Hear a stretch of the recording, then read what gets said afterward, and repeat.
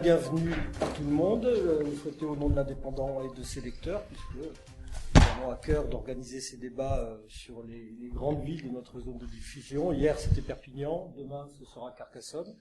On avait fait la même opération lors du premier tour, vous vous en souvenez tous, même si ça remonte à beaucoup plus, plus de 2 mois. Loin que ce n'était prévu. Donc c'est une situation certainement inédite. Mais il n'empêche qu'on renoue le fil donc de cet exercice démocratique que je vais vous présenter donc rapidement. Vous avez autour de vous un personnel assez important de la rédaction de l'Indépendant parce que nous sommes sur 3 supports. Il y a d'abord un enregistrement qui sera réalisé par podcast, puisque la fabrication de podcasts est l'une des nouveautés de l'Indépendant depuis à peu près 1 an. C'est quelque chose qui nous tient à cœur et donc on vous fait un podcast pour chacun des débats que nous organisons. Il y a également un live internet qui est un live commenté, un live écrit qui se déroule actuellement au moment où l'on parle. Et enfin, pour terminer, il y a toute la rédaction locale de notre agence de Narbonne qui est mobilisée et qui demain fera une double page de compte-rendu sur cet événement. Donc voilà pour vous donner un petit peu le cadre dans lequel nous sommes. Je vais vous donner un petit peu le déroulé aussi le déroulé du débat. Il va nous prendre à peu près 1h30. Oui. 1h30, donc il sera divisé en 4 grands thèmes qui sont la solidarité, le social, l'économie, l'environnement, la sécurité. Et on va développer ces thèmes-là pendant environ 15 minutes à chaque fois. Et pour finir, vous aurez chacun devra répondre aux questions de la rédaction. La rédaction de Narbonne a préparé des questions particulières auxquelles on vous demandera de répondre. Et puis pour finir, vous aurez assez rapidement une dernière prise de parole à destination donc de vos électeurs et en guise de conclusion de ce débat. Voilà pour rapidement présenter un petit peu le cadre dans lequel nous allons travailler. Donc je me présente, je suis Pierre Maty, je suis le rédacteur en chef de l'Indépendant. À mes côtés, Caroline Lemaître, qui est la responsable de la rédaction de Narbonne, à qui je cède la parole pour l'introduction de la première thématique. Voilà. Merci. Tout d'abord, je suis très contente que vous ayez répondu à notre invitation, toute la rédaction de Narbonne également. Ce débat s'organise quand même dans des circonstances assez particulières dues à la crise sanitaire. Vous avez en effet pas pu avoir d'accompagnant aujourd'hui.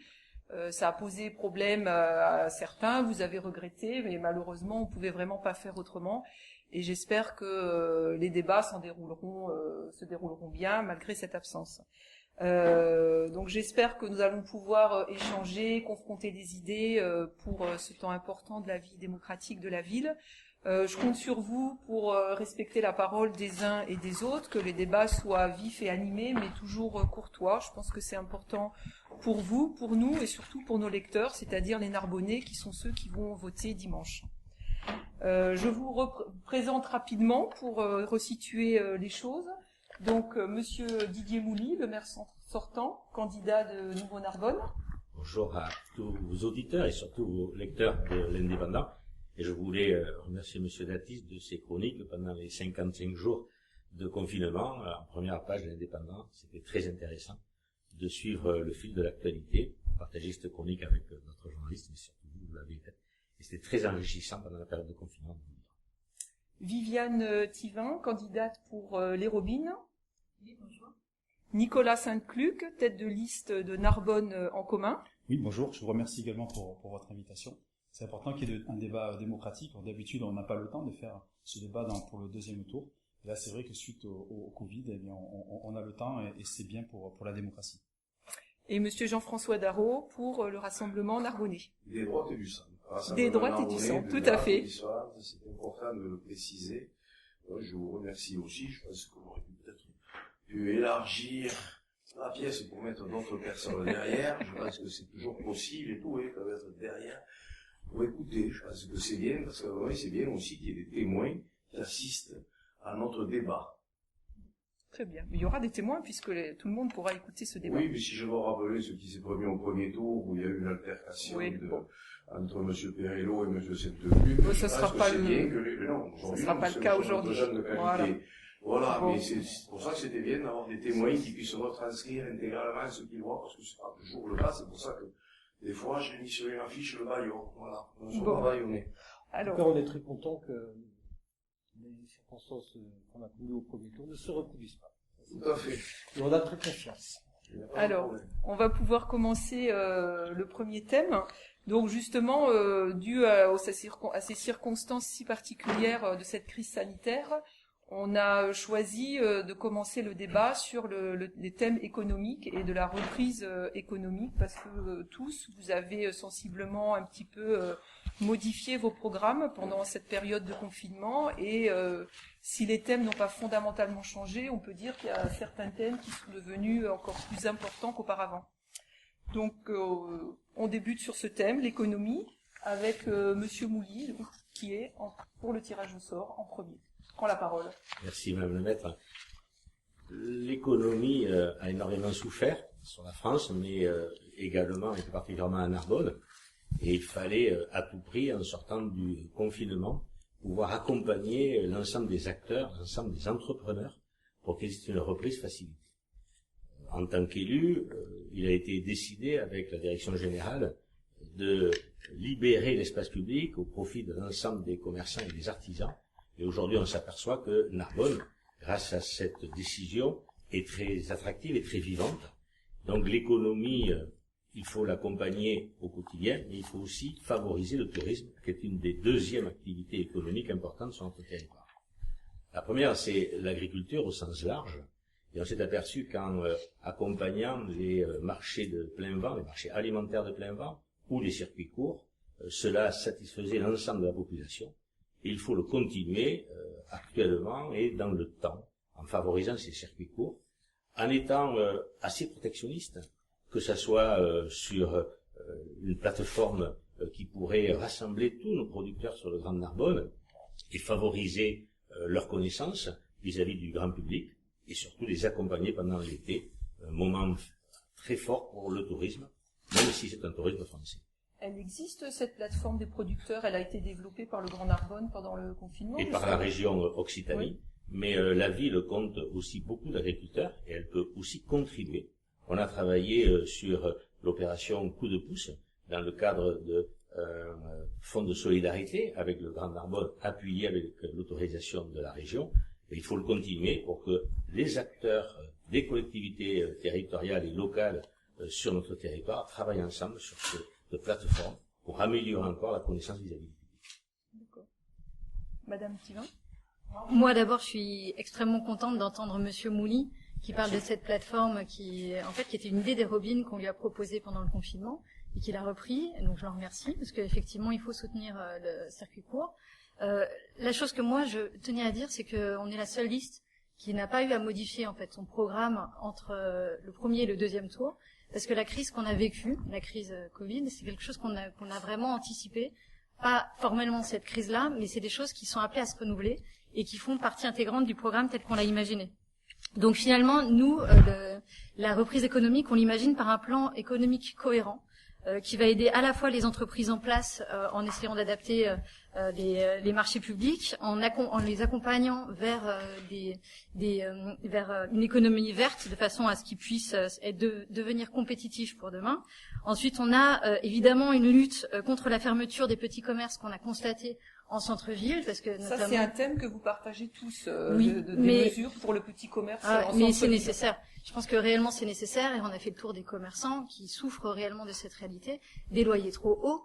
Donc on a mis en place une série de mesures avec des médiations, une régie municipale, une taxe sur les friches commerciales pour encourager les propriétaires à mettre leurs locaux en location. Évidemment une politique. C'est possible ça, mettre en place une taxe sur les friches commerciales. Oui. Alors il y a des limitations parce qu'effectivement la taxe va se caler au prix du marché. Donc c'est quand même quelque chose d'assez limitant, mais c'est des aides cumulatives qui vont pouvoir encourager en fait le développement du petit commerce en centre-ville, mais pas seulement en centre-ville, parce que donc on aura une politique de rachat, mais on va aussi travailler sur une modification du PLU pour permettre en fait dans les différents quartiers de Narbonne à ce qu'il y ait le développement d'un commerce de proximité. Ensuite, on va soutenir des projets qui sont utiles pour la ville. Alors ça, on va le faire au travers d'une coopérative notamment. pour répondre à des problèmes réels. C'est-à-dire, effectivement, on parle de circuits courts, on parle d'autonomie alimentaire. Il y a des choses qui sont aujourd'hui achetées à l'extérieur. Je pense, par exemple, à la nourriture qui est aujourd'hui achetée à Perpignan dans des barquettes en plastique pour les écoliers et les enfants qui sont en crèche. Et ben, cette alimentation, au lieu de l'acheter en pays catalan, on pourrait la produire ici à Narbonne. Et pour faire ça, on a la vision d'une façon de faire qui pourrait accompagner finalement les porteurs de projets locaux. Évidemment, on va lutter contre le chômage en postulant au territoire zéro chômeur. Et puis, on va essayer d'attirer les services redéployés de l'État ou les entreprises extérieures. Comment ? Eh ben, vous l'avez dit, en rendant Narbonne beaucoup plus animée, en misant sur la culture, en défendant l'accès au TGV pour permettre en fait aux salariés de pouvoir garder une porosité avec la capitale, c'est important en France. Et puis avec la mise en place de cet observatoire qui permettra de rassurer les entrepreneurs, un observatoire de surveillance de la pollution qui permettra de Je pense qu'on y reviendra au moment. On y reviendra évidemment, mais on pense qu'avec cette politique cohérente qui touche chacun des échelons en fait du tissu économique narbonnais, on va réussir à rétablir quelque chose de fort, et puis aussi à rééquilibrer la courbe démographique des Narbonnais aujourd'hui, où on a beaucoup de retraités et peut-être pas assez d'entrepreneurs. Le manger local est aussi au cœur de votre programme, Nicolas Sainte-Cluc. Vous avez un projet de cuisine centrale. Oui, tout à fait. En fait, si on reprend ce qui a été dit, il vient Thibault, mais de dire que seul son programme n'a pas changé. Nous, c'est pas qu'il a changé, il a évolué, et surtout, il a renforcé notre vision. C'est-à-dire, cette crise a démontré effectivement que les inégalités se sont creusées et qu'il y avait surtout besoin de solidarité, de services publics forts. Et c'est vrai que dans notre programme, il y avait déjà des réalisations qui répondent au quotidien des Narbonnais et à ce souhait, effectivement, d'avoir des circuits courts, d'avoir accès à une nourriture saine et bien sûr autour de la ville, le plus près possible de la ville, et augmenter surtout l'autoconsommation, parce que c'est vrai que c'est un des enjeux aussi importants. Mais donc notre programme répondait déjà en fait aux enjeux des Narbonnais, puisqu'il a été construit avec eux, mais ça a changé deux choses, le Covid. La premièrement, c'est qu'on pense qu'il va falloir que l'on consulte les Narbonnais dès notre élection pour prioriser ensemble le calendrier de nos réalisations dans le cadre de la démocratie participative. Parce que c'est vrai que ça va bouleverser un peu au niveau financier. On sait très bien qu'il va y avoir une conséquence sociale et économique très importante sur les 2 années qui arrivent. Et donc il faudra vraiment prioriser nos projets et ils seront soumis à la démocratie participative. Donc, sur la relance économique, la démocratie sur les projets, sur les réalisations de notre programme. Je vous renvoie à notre programme, je ne vais pas toutes les édicter. Ensuite, nous allons mettre en place aussi des mesures d'urgence. C'est pour ça que nous avons fait en fait un second document de 8 pages qui n'est pas là pour changer notre programme, pour rajouter des mesures d'urgence. Certaines sont d'ailleurs déjà dans notre programme, mais on veut vraiment mettre le point là-dessus. Et on pense que pour relancer l'économie locale et soutenir le pouvoir d'achat, il faut effectivement renforcer, par exemple, la délivrance de bons alimentaires par le CCAS. Il faut développer aussi les bons d'achat consommés local que le Grand Narbonne a commencé à mettre en place. Parce qu'effectivement, il faut consommer auprès de nos commerces. Il faut aussi, on l'avait mis dans notre programme, préempter les locaux commerciaux pour avoir des loyers modérés. Je sais que d'autres l'ont repris depuis. Il faut aussi rétablir des liens étroits avec les collectivités, avec le Grand Narbonne et la région qui ont la compétence économique et qui, eux, pourront mettre en place des mesures importantes. Et surtout, je n'oublie pas les grandes difficultés des commerçants. Aujourd'hui, dans une logique d'écoute et de démocratie participative, je soumettrai au conseil municipal, dès les premières semaines de notre installation, la fixation des droits de place pour les marchés de plein vent à 1 € le mètre linéaire, au lieu des 2,80 € actuels. Alors, c'est 2,80 € actuels et 2,30 € par exemple pour le marché bio, le sentier. Voilà, donc c'est important. Oui, puisqu'il l'a voté, Nicolas. Voilà, donc c'est important. C'est important. Oui, on l'avait voté, tout à fait. Mais là, on est dans une situation particulière. Il faut faire comme les autres villes, c'est-à-dire faire baisser effectivement ce tarif. Parce que moi, je regrette de lire dans la presse et dans d'autres publications l'absence de soutien qu'il y a eu de la part de la municipalité auprès de nos commerçants de plein vent. Cedéal, par contre, et de la ville ont certes bénéficié de l'exonération des droits de place et de terrasse, comme l'ont fait d'ailleurs les autres villes. Mais là, je crois qu'il faut prendre en compte aussi la situation des marchés de plein vent, qui sont des situations très difficiles, qui n'ont que ça pour faire vivre leur famille, qui n'ont pas droit au chômage. Et donc, il faut un peu d'humanisme, et c'est ce qui a un peu manqué à M. Mouly. D'accord. Monsieur Darro, sur l'économie, vous avez déclaré que la priorité maintenant c'était l'emploi pour vous. C'est l'emploi pour moi, puis en plus, je trouve ça extraordinaire que tous ces gens qui sont autour de la table sont en place depuis des années. Je le répète, nous sommes le 2e département le plus pauvre de France. Le 2e département le plus pauvre de France, c'est pas anodin. Un bassin d'emploi qui est réduit à rien. Pourquoi? Parce que nous avons eu nos amis socialistes, vous pouvez rire, monsieur Chafot, vous voyez. C'est ma feuille. Ah, d'accord. Qui est tombée, c'est pour ça que je rigole. Monsieur Sainte-Cluc. Voilà. Donc, le département socialiste qui est là depuis plus de 100 ans n'a jamais rien créé dans ce département. La dynastie Mouly, non plus. La seule usine qui existe qui a de l'emploi, et je suis contre, c'est Orano. Donc, nous avons, et nous venons en aide aux commerçants. En plus, c'est extraordinaire. Alors, je remercie monsieur Mouly d'avoir exonéré de taxes les commerces qui appartiennent à la mairie. Voilà, de loyer. Voilà, c'est bien. Sauf que c'est discriminatoire. C'est discriminatoire. Qu'entendez-vous par les commerces qui appartiennent à la mairie? Et il y a des cellules commerciales qui appartiennent à la mairie. Notamment rue Jean Jaurès, entre autres. Que rue Jean Jaurès, hein, c'est-à-dire ceux qui sont effectivement sous le jardin des Archevêchés. Oui, et cela. C'est pareil également pour le Bridge Club et pour si vous pouvez ne pas m'interrompre, brasserie du Parc des Sports. Voilà. Donc je continue. Donc ces commerces ont été exonérés de loyer. Ils en sont ravis, ils en sont contents, c'est bien, c'est un joli geste. Sauf que c'est discriminatoire. Et qu'est-ce que vous proposez pour les autres commerçants? Si j'avais été à la place de M. Mouly, j'y serais donc après le 28 juillet, j'aurais donné à tous les commerçants une aide financière pour aider tous les commerces. C'est ça qu'il faut faire. Ça s'appelle le coup de pouce et c'est le fonds de solidarité voilà, monté avec l'agglomération. Je ne vous ai jamais interrompu. Mais vous pouvez m'interrompre, c'est avec plaisir que j'apporte à votre information certains éléments qui sont déjà dans le quotidien. Vous me les donniez, c'est pour ça que je suis candidat à la mairie. Je vous en remercie. Donc, quand je vais être maire, c'est ce que j'aurais fait en tant que maire, c'est aider tous les commerces, parce qu'on nous traite à nous de discriminatoires. On n'est pas discriminatoires, nous, on aime tous les gens. Et les commerçants qui ont reçu cette aide me l'ont dit, bon, c'est gentil, c'est sympa, c'est bien.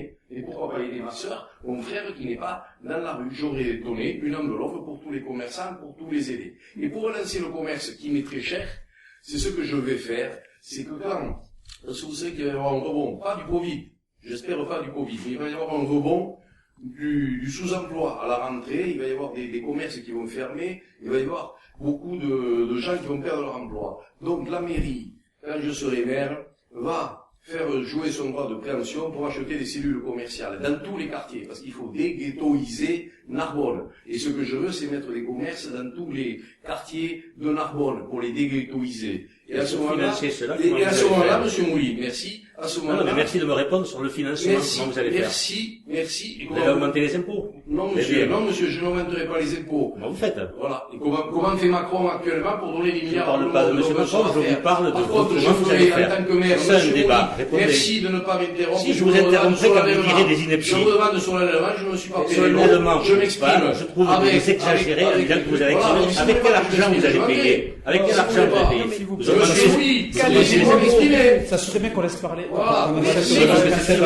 Son tour. C'est tellement absurde. Sinon, ça va partir. Les auditeurs ne comprennent rien. C'est un débat. Je ne le crie pas. C'est un débat. Un débat, c'est quand même apporter à votre de me laisser terminer parole quelque chose qui est une réalité. Le financement. Donc râlez, ça ne me dérange pas. Râlez. Terminez votre propos. Donc, ce que je veux, merci monsieur Sainte-Cluc. Il m'a ramassé mes lunettes. Je dis ça pour les auditeurs. Donc, nous voudrons, ce qu'il faut, c'est relancer l'économie, on est bien d'accord. Donc, laisser, quand on va reprendre ces cellules commerciales, les exonérer pendant un certain temps, justement, des loyers, des taxes foncières, des taxes professionnelles, c'est ce qu'il faut pour aider le commerce. Voilà. Comment ou mettre les ventes des, mettre les ventes. Allez-y, parlez. Je vous écoute avec attention. Et je comprends pas comment vous allez pouvoir financer ce projet. Je suis bien content de vous fatiguer. Fatiguer des Narbonnais par des paroles qui n'ont pas de fond, qui ne sont pas, et qui ne sont pas financées. On va laisser Darro. Voilà. Monsieur Darro est un excité de la parole. Et là, je constate qu'il est en train de tromper les lecteurs. C'est pas démocratique ce qu'il fait. Parce qu'il n'y a pas un seul sou derrière pour pouvoir réaliser ce qu'il fait. Si ce n'est en augmentant On va les laisser impôts. monsieur Darroch Merci. finir son Non, exposé, non, et non, on lui non, posera non. la question de savoir comment il entend financer. Voilà, son justement, programme. Voilà. Monsieur Darroch, sur le financement du programme, Sûr. répondez-nous également. À un moment donné, ça devient usant. C'est très bien. Voilà. Et- Comment? Ensuite, nous voudrons faire justement un bureau de centralisation qui va centraliser l'emploi pour que tous ceux qui ont besoin d'aide, les créateurs d'entreprises, les chômeurs, pour les mettre en relation. Et ça existe déjà, Non, ça. Il y a ça énormément dépend de l'agglo. de structures Oui, il qui y a une s'occupent de structure ça. qui dépend de l'agglo. Voilà. Et là, nous allons mettre en place une structure municipale pour éviter que les gens se perdent dans un labyrinthe de démarches. Je pense que c'est important à faire et que c'est important à résoudre. Ensuite, vous avez vu, je ne dis que des bêtises, a priori, hein. Non, je ne me suis pas permis de dire cela. Je ne vous donne pas la J'ai parole. dit simplement vous l'avez que déjà vous eu. disiez Sauf des choses, que, par des exemple, exercices vous économiques. avez... Un petit instant, on en est, Vous êtes- on est Oui. très loin du quart d'heure. qu'on Oui, s'est non, mais accordé je te pour dis, l'économie. m'interromps. Si Donc je ne m'interromps et pas, comme je tiens à ce qu'on vous pose Voilà. la question du financement, voilà. Si Bon, vous voulez ensuite, conclure, non, mais on ce vous que je posera non, mais aussi la question. après, il y a une autre Voilà. mesure importante à mettre en place, excusez-moi, mais c'est que vous êtes gossé de ma création de mon parc Cataro médiéval et tout, sauf que monsieur Alliot l'a repris, sauf que monsieur Edgar Montagnier l'a repris aussi. Donc, si les trois ont été élus, on va le mettre au niveau départemental, que ce soit à équidistance de Narbonne et de Perpignan, par exemple du côté de la Palme ou de Leucate, où on pourra le faire. C'est une création Ça va leur d'emploi faire plaisir. importante. C'est une création importante à faire d'emploi, où on va créer justement de l'hôtellerie, de l'emploi, et où on va pouvoir créer avec les tours opérateurs des visites des châteaux cathares, la cité de Carcassonne, la réserve africaine de Sija. Voilà. D'accord. Donc tout va bien. on est arrivé normalement Voilà. à l'issue de ce premier quart d'heure. Monsieur Laurent, vous avez, je crois, beaucoup la parole, donc petit pointage.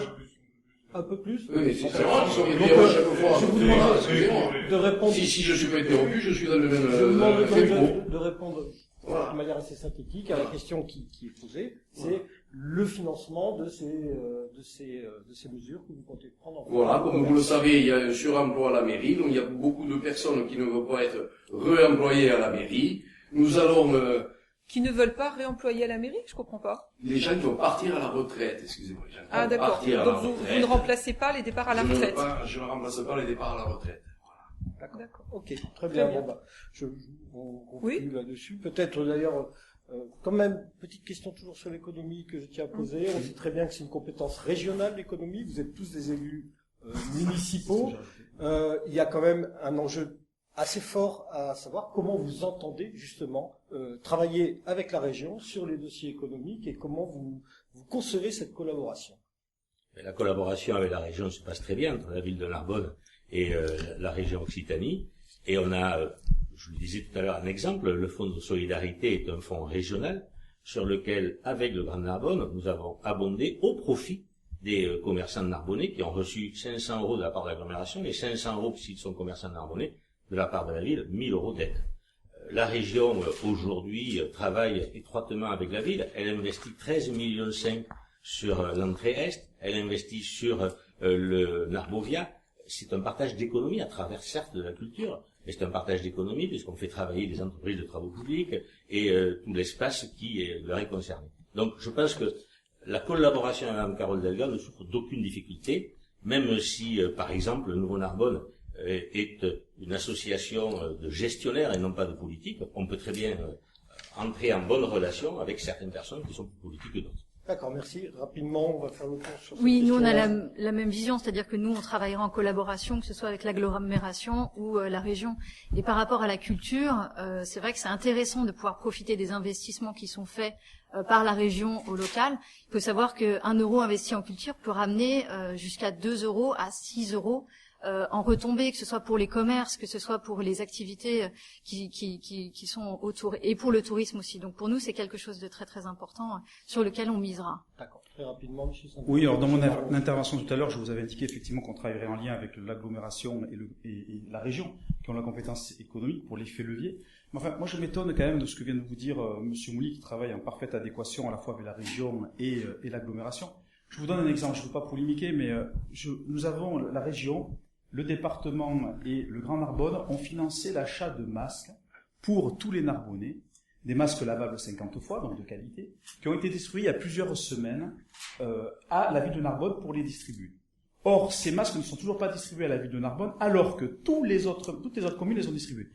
Ça serait vraiment pas joli si cette rétention était liée au fait que ces masques sont accompagnés d'un courrier co-signé par la région, par l'agglomération et par le département, c'est-à-dire les collectivités avec lesquelles M. Mouly n'a pas travaillé pendant environ 5 ans, on va dire, sur les 6 ans du mandat. Et ça, c'est de l'autorité publique. C'est dans tous les articles de presse, notamment de l'Indépendant, qui est quand même un journal sérieux. L'autorité publique, c'est pas l'Indépendant. L'autorité publique, c'est une rumeur que vous propagez. Ah, c'est pas une rumeur. Et la réalité. C'est votre DGS, Madame Mbach, c'est Madame Mbach qui l'a indiqué, Monsieur Mouly. C'est Nathalie Granier-Calvé, votre ancienne adjointe à l'urbanisme. C'est vous-même, Monsieur Mouly, dans une vidéo qui avait indiqué que vous n'aviez pas travaillé avec l'agglomération. Ce sont des personnes qui, pour des raisons très personnelles, sont allées voir ailleurs si l'herbe était plus verte, et en réalité, on s'aperçoit que, en fin de compte, elles n'ont pas trouvé un champ vert. Vous voyez, Monsieur Mouly, je vous suis dans vos vidéos. La distribution des masques, qu'est-ce que vous Madame, l'agglomération a commandé des masques qui sont arrivés très tard, et l'agglomération a compris parfaitement, par l'intermédiaire de Jacques Bostrou, que la ville avait un circuit plus rapide pour obtenir ces masques que nous avons distribués à l'ensemble de la population. Et l'agglomération participe au financement de ces masques. Quant aux masques de la région, ils arrivent et ils sont distribués au fur et à mesure, compte tenu du nombre. Ils sont dans l'empaquetage qui a été reçu sans avoir été touché. Ils sont distribués aux personnes qui sont en précarité, qui sont sensibles ou au personnel municipal. Donc les masques ne sont pas stockés pour une raison qui ne correspondrait pas aux besoins sanitaires actuels de la population. Mais il y a moins de demandes de la part de la population sur les masques. Et la ville fait le nécessaire pour que tout le monde ait son masque ou a eu son masque. Il y en a un par habitant, effectivement, il n'y a pas à faire de distinction, c'est un par habitant, ils auraient dû être distribués comme les masques de la ville ont été distribués. Je propose de terminer le petit tour de table sur les relations avec la région par M. Darro, et ensuite on passera, si vous le voulez bien, aux questions sociales et de solidarité, peut-être un peu plus rapidement, pour justement récupérer le temps qu'on vient de perdre sur l'économie, qui est quand même un sujet important. M. Darro, donc, sur la région et les relations. Évidemment que nous travaillerons en collaboration étroite avec la région, les agglomérations, il n'y a pas de problème dessus, mais comme vous venez de le dire, vous voyez qu'on n'est pas sur un pied d'égalité, parce que pendant qu'il y avait le confinement, moi je suis confiné chez moi, mais les élus, eux, peuvent faire, ils ont une porte ouverte dans l'Indépendant pour dire qu'ils distribuent des masques, etc., voilà, qui libèrent de l'argent pour les associations. Donc, je vous remercie, M. Sentucu, d'avoir fait cette remarque, parce que c'est vrai que nous ne sommes pas sur un pied d'égalité. Alors, si je peux me permettre, c'est pas parce que vous n'êtes pas élu que vous n'êtes pas en capacité de pouvoir parler et de pouvoir exprimer des idées. Tout le long du confinement, nous, on a exprimé des idées, on a proposé des choses pour être constructifs. Voilà, donc vous pouvez être un opposant constructif, y compris pendant le confinement. C'est exact, et nous aussi d'ailleurs, j'ai fait des courriers en tant qu'élu d'opposition, et monsieur le maire a considéré que c'était du harcèlement. J'ai d'ailleurs adressé tous mes courriers à l'Indépendant pour qu'il voit effectivement que la teneur de mes courriers était très constructif, et notamment il y avait beaucoup de choses qui étaient en commun avec vous, c'était à peu près les mêmes choses. Je ne l'ai pas publié, mais malheureusement, c'était important, parce que on est de débat démocratique, on est aujourd'hui. Et vous l'avez pas fait en tant que candidat, vous l'avez fait en tant que. Je l'ai fait en tant qu'élu, tout à fait. Mais c'est important de le dire, parce que vous aviez indiqué que c'était du harcèlement, Monsieur Mouly. À partir du moment où les gens vous parlent, Monsieur Mouly. Comme vous êtes favori de cette procédure-là, vous pouvez m'assigner injustice. Je ne crains rien, vous m'avez harcelé, monsieur. À partir du moment où on vous pose la contradiction, vous vous énervez, vous coupez le micro. Vous faites la même chose tout le temps, monsieur Mouly. Il faut être plus à l'écoute. Ne vous énervez pas. Restez à l'écoute. Alors là, je suis très détendu. Par contre, vous êtes assez rouge de confusion face à propos que vous tenez, monsieur. J'ai chaud, par contre, monsieur Mouly. Comme tout le monde, je pense aujourd'hui. C'est l'image qui vous sied bien. On a bien fait de mettre la clim, alors. Je vous propose qu'on passe au thème suivant, Caroline, sachant que je rappelle quand même qu'on a mis la climatisation et que pendant le confinement, l'ensemble de la rédaction de l'Indépendant était également confiné et a été totalement disponible. Répondez aux mails et aux coups de téléphone de tout le monde, voilà. Bien sûr. Caroline. Alors, le thème suivant, c'est le social et la solidarité. Monsieur Mouly, vous avez présenté un projet de guide unique facilitateur. Est-ce que vous pouvez un petit peu nous expliquer de quoi il s'agit? Plutôt un guichet unique. Un guichet, pardon, excusez-moi. Oui. Plutôt qu'un guide, mais il y aura un guide dans ce guichet qui permettra d'aiguiller tout le monde. On s'aperçoit, avant le confinement, mais surtout pendant le confinement, que la santé était une des préoccupations essentielles, pas par rapport à l'épidémie, mais la santé en général par rapport à la population. Et la mise en place d'une maison de la santé et de la protection s'est avérée un exemple qu'il faut propager sur le Grand Narbonne.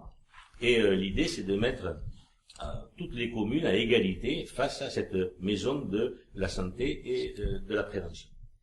Ensuite, il y a toute la solidarité. On s'aperçoit que les associations qui apportent leur concours à toutes les personnes en précarité ne sont pas regroupées pour agir ensemble sur les personnes qui sont en grande précarité.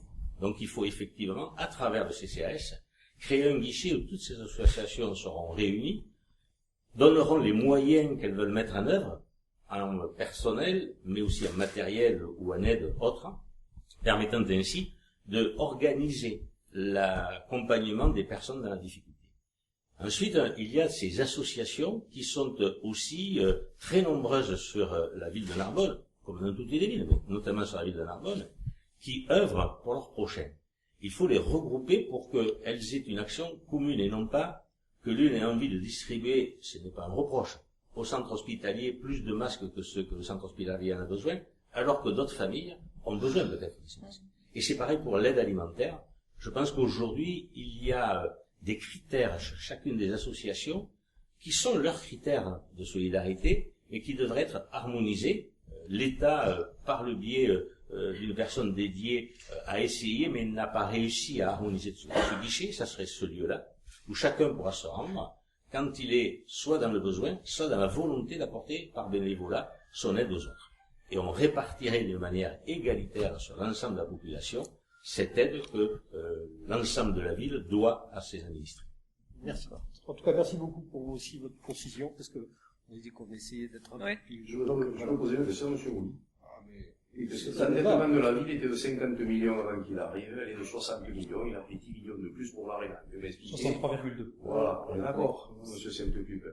C'est bien comme gestionnaire, c'est formidable et tout, mais grâce à son ARENA, on a pris 13 millions d'endettement supplémentaires. Ouais, sauf que on a le... C'est pas une question, ce c'est une débat, affirmation, dans le c'est thème. une affirmation payante de votre part, mais qui n'a pas de sens. Ce débat, il est libre, il n'y a aucun problème, Voilà. mais il faut qu'on le structure quand même un petit peu. Voilà. On est sur le thème de la santé et du social, on termine là-dessus. Oui, et ensuite, oui. on reviendra sur l'ARENA, qui fait partie des grands sujets, Voilà. j'imagine, de cette élection. Elle est construite et elle est financée par la ville. Bon, Ah, formidable. Vous n'y êtes pas allé. Certains Non. des candidats y sont allés et ils ont J'y trouvé suis ça allé, remarquable. oui, j'y suis allé. Et vous avez trouvé ça moche. J'ai vu un bloc de béton. C'est pas vrai, c'est pas un bloc de béton, c'est un bloc c'est- architectural c'est avec pas- un dessin on esthétique. On n'est pas pas dans sur un le sujet. cercle de cirque. Voilà, restons sur le thème. on essaie de rester Non, sur mais le on est thème, quand même un effectivement. petit peu dans le sujet, dans le sens où aujourd'hui il y a quand même une grande précarité à Narbonne Oui. et que et qu'il y a des problèmes qui sont très sérieux et que c'était peut-être pas la priorité de construire un aréna à non pas 23 mais 28 millions d'euros portés uniquement par la ville avec des frais de fonctionnement qui sont colossaux chaque année. Oui, c'est un poids. Oui, c'est un poids qu'on va devoir assumer.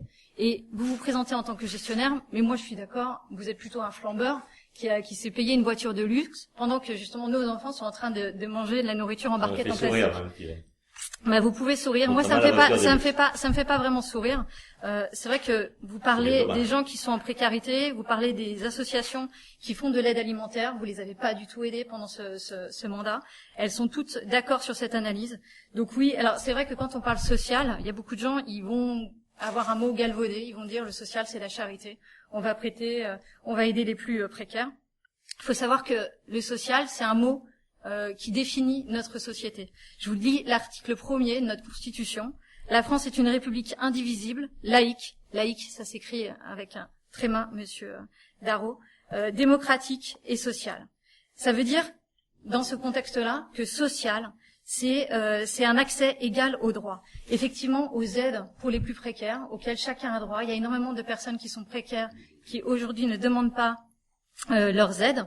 Et ça, effectivement, c'est important. Je suis d'accord de mettre en place un guichet unique. On l'avait proposé dès le début pour faciliter l'accès aux droits des plus précaires. On va aussi mettre en place un revenu de solidarité pour aider ponctuellement une certaine partie de la Un population. revenu de solidarité C'est ça. municipale. En utilisant en fait les économies faites, notamment les économies d'énergie, parce qu'aujourd'hui on gaspille énormément d'argent qu'on jette par la fenêtre avec avec des dépenses énergétiques qui ne Donc, servent à rien. Donc ça Faire sera des économies d'énergie dans les bâtiments municipaux. Comment Ah oui, vous pensez oui, il y a faire ça beaucoup il y a une marge de manœuvre importante et l'idée c'est d'utiliser cet argent qui sera pas jeté par les fenêtres pour pouvoir les donner ponctuellement aux personnes qui en ont le plus besoin. Ça sera pas distribué à tout le monde, ça sera distribué en accord avec le CCAS sur certaines populations, selon des critères très précis et sur un temps pour sortir typiquement des femmes qui sont battues du besoin et leur permettre de retrouver une certaine forme de liberté.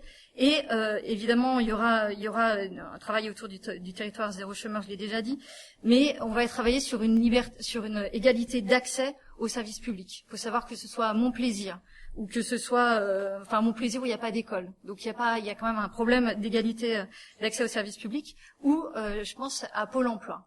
Pôle emploi qui a été déplacé et qui se trouve maintenant à un bout de la ville. On a fait une expérimentation avec les Robines où on a essayé d'atteindre du centre-ville devant le Palais du Travail, Pôle emploi avec les différents modes de transport.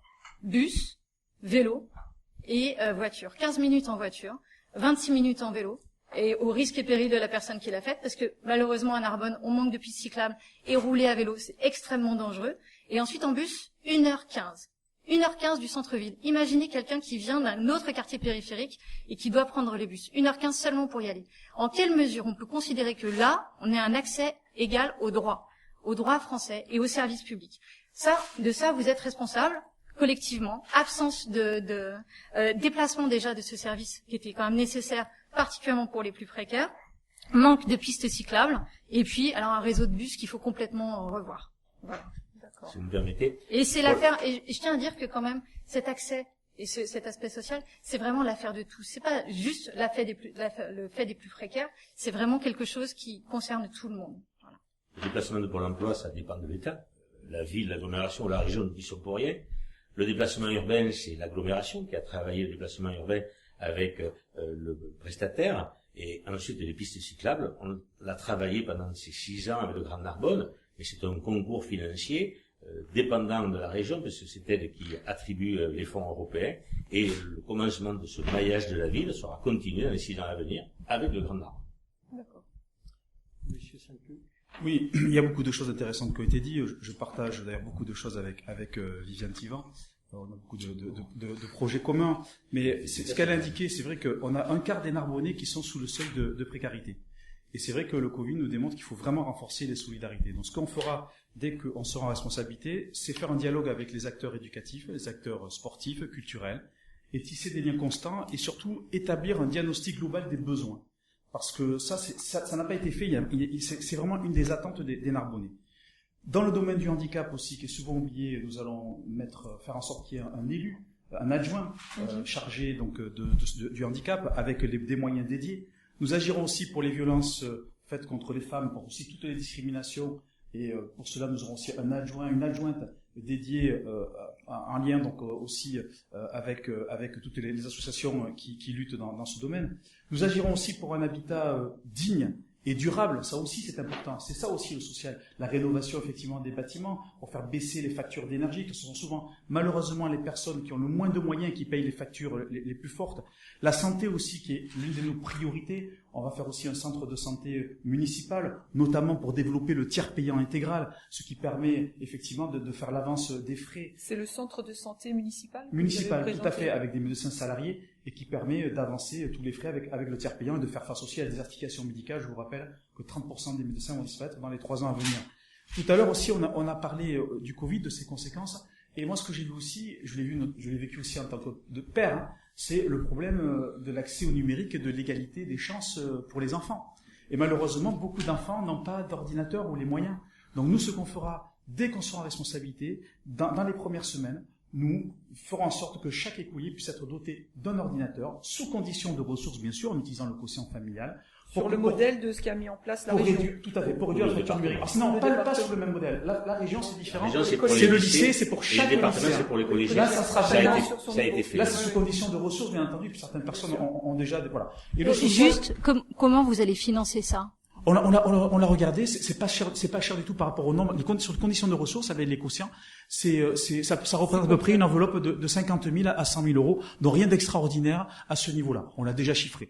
Ensuite, c'est des ordinateurs qui pourraient venir équiper plutôt des écoles, Oui. plutôt que des familles, parce qu'un entretien dans Des un écoles, bien ordinateur, entendu. voilà, Bien entendu. ça coûte quand même aux familles. Bien Et sûr. là, on pourrait très bien imaginer Dans un les écoles, système vous avez de le prêt crédit, qui soit différent Oui. que d'équiper des familles, voilà. Bien sûr, Non, mais tout à fait. il y a un programme de TBI dans les écoles Oui. qui aujourd'hui... Les tableaux interactifs qu'on avait développés, effectivement. C'est un Oui. programme, hein, Oui, c'est bien sûr. un programme qui se développe chaque année en accord avec Oui. l'éducation nationale, puisqu'il faut que les enseignants soient formés à l'utilisation des TBI. Mais en dehors même du Covid, on a bien vu que pendant le confinement, certains élèves ont été complètement décrochés parce qu'ils n'avaient pas les moyens techniques, technologiques, et puis aussi peut-être des abonnements, des 4G aussi, hein, qu'il a fallu mettre en place dans certains endroits, notamment le département l'a fait. Mais ce qui est important aussi, c'est que même quand il n'y a pas le Covid, on sait bien qu'aujourd'hui, il faut un ordinateur pour aussi faire des recherches. Il y a beaucoup de travail à la maison. Et si vous n'avez pas l'ordinateur, vous êtes pas à l'égalité des chances. Et comme me l'a indiqué tout à l'heure Viviane Thivan, c'est vrai que le social, c'est pas seulement faire l'aumône. C'est pas que des aides. C'est aussi le respect de chacun dans ses différences. C'est le soutien aussi des plus fragiles. Et là, je reviens quand même à vos propos, Monsieur Mouly, qui stigmatisent les femmes et les hommes, voilà, qui ne vous ressemblent pas. Je vous le dis parce que c'est ce que j'ai vu dans la presse pendant justement aussi le confinement. Et je considère que c'est pas ainsi que Narbonne doit être piloté. Un exemple. Quand vous dites, par exemple, quand des gens vous interrogent sur la préparation d'une base de vie, de chantier, au pied du pont de Carcassonne, il faut leur dire de quoi il s'agit. Quand vous déclarez dans la presse, dans votre portrait, votre dernier article, il n'y a plus de terrains municipaux disponibles, où effectivement vous avez presque tout vendu, et que vous allez construire un nouveau stade pour le Racing. Là, que voulez-vous dire? Est-ce que vous voulez remettre définitivement le Racing à Cassaillet, et ainsi vendre le foncier libéré par le Parc des Sports de l'Amitié? On peut s'interroger. Donc, qu'est-ce que vous voulez dire par là? Moi, j'avais pas vu dans votre programme que vous vouliez faire un nouveau stade, qu'il n'y avait pas de terrain disponible. Je n'ai pas compris le sens de cet article, donc je pense que ça mérite des explications. Avec plaisir, si vous me le permettez. D'abord, la base de vie au pied du pont de Carcassonne. Tout le monde sait que fin 2021-2022, le pont de Carcassonne doit être fermé à la circulation, puisque c'est une fenêtre de la SNCF qui permet de faire cela, et de réhabiliter dans son intégralité le pont. Pour cela, comme dans tout chantier, il y a une base de vie, et effectivement, au pied du pont de Carcassonne, des terrains sont la propriété de la ville, ou des bâtiments sont la propriété de la ville, et serviront de base de vie. Ça n'a rien d'extraordinaire, et ce n'est que dans l'utilité et dans l'intérêt général pour réhabiliter ce pont pour des centaines d'années à venir, j'espère. Quant à l'article qui est paru dans l'Indépendant, et je remercie l'Indépendant de la réalité de cet article qui correspond à ce que j'ai exprimé, c'était une question sur l'agglomération.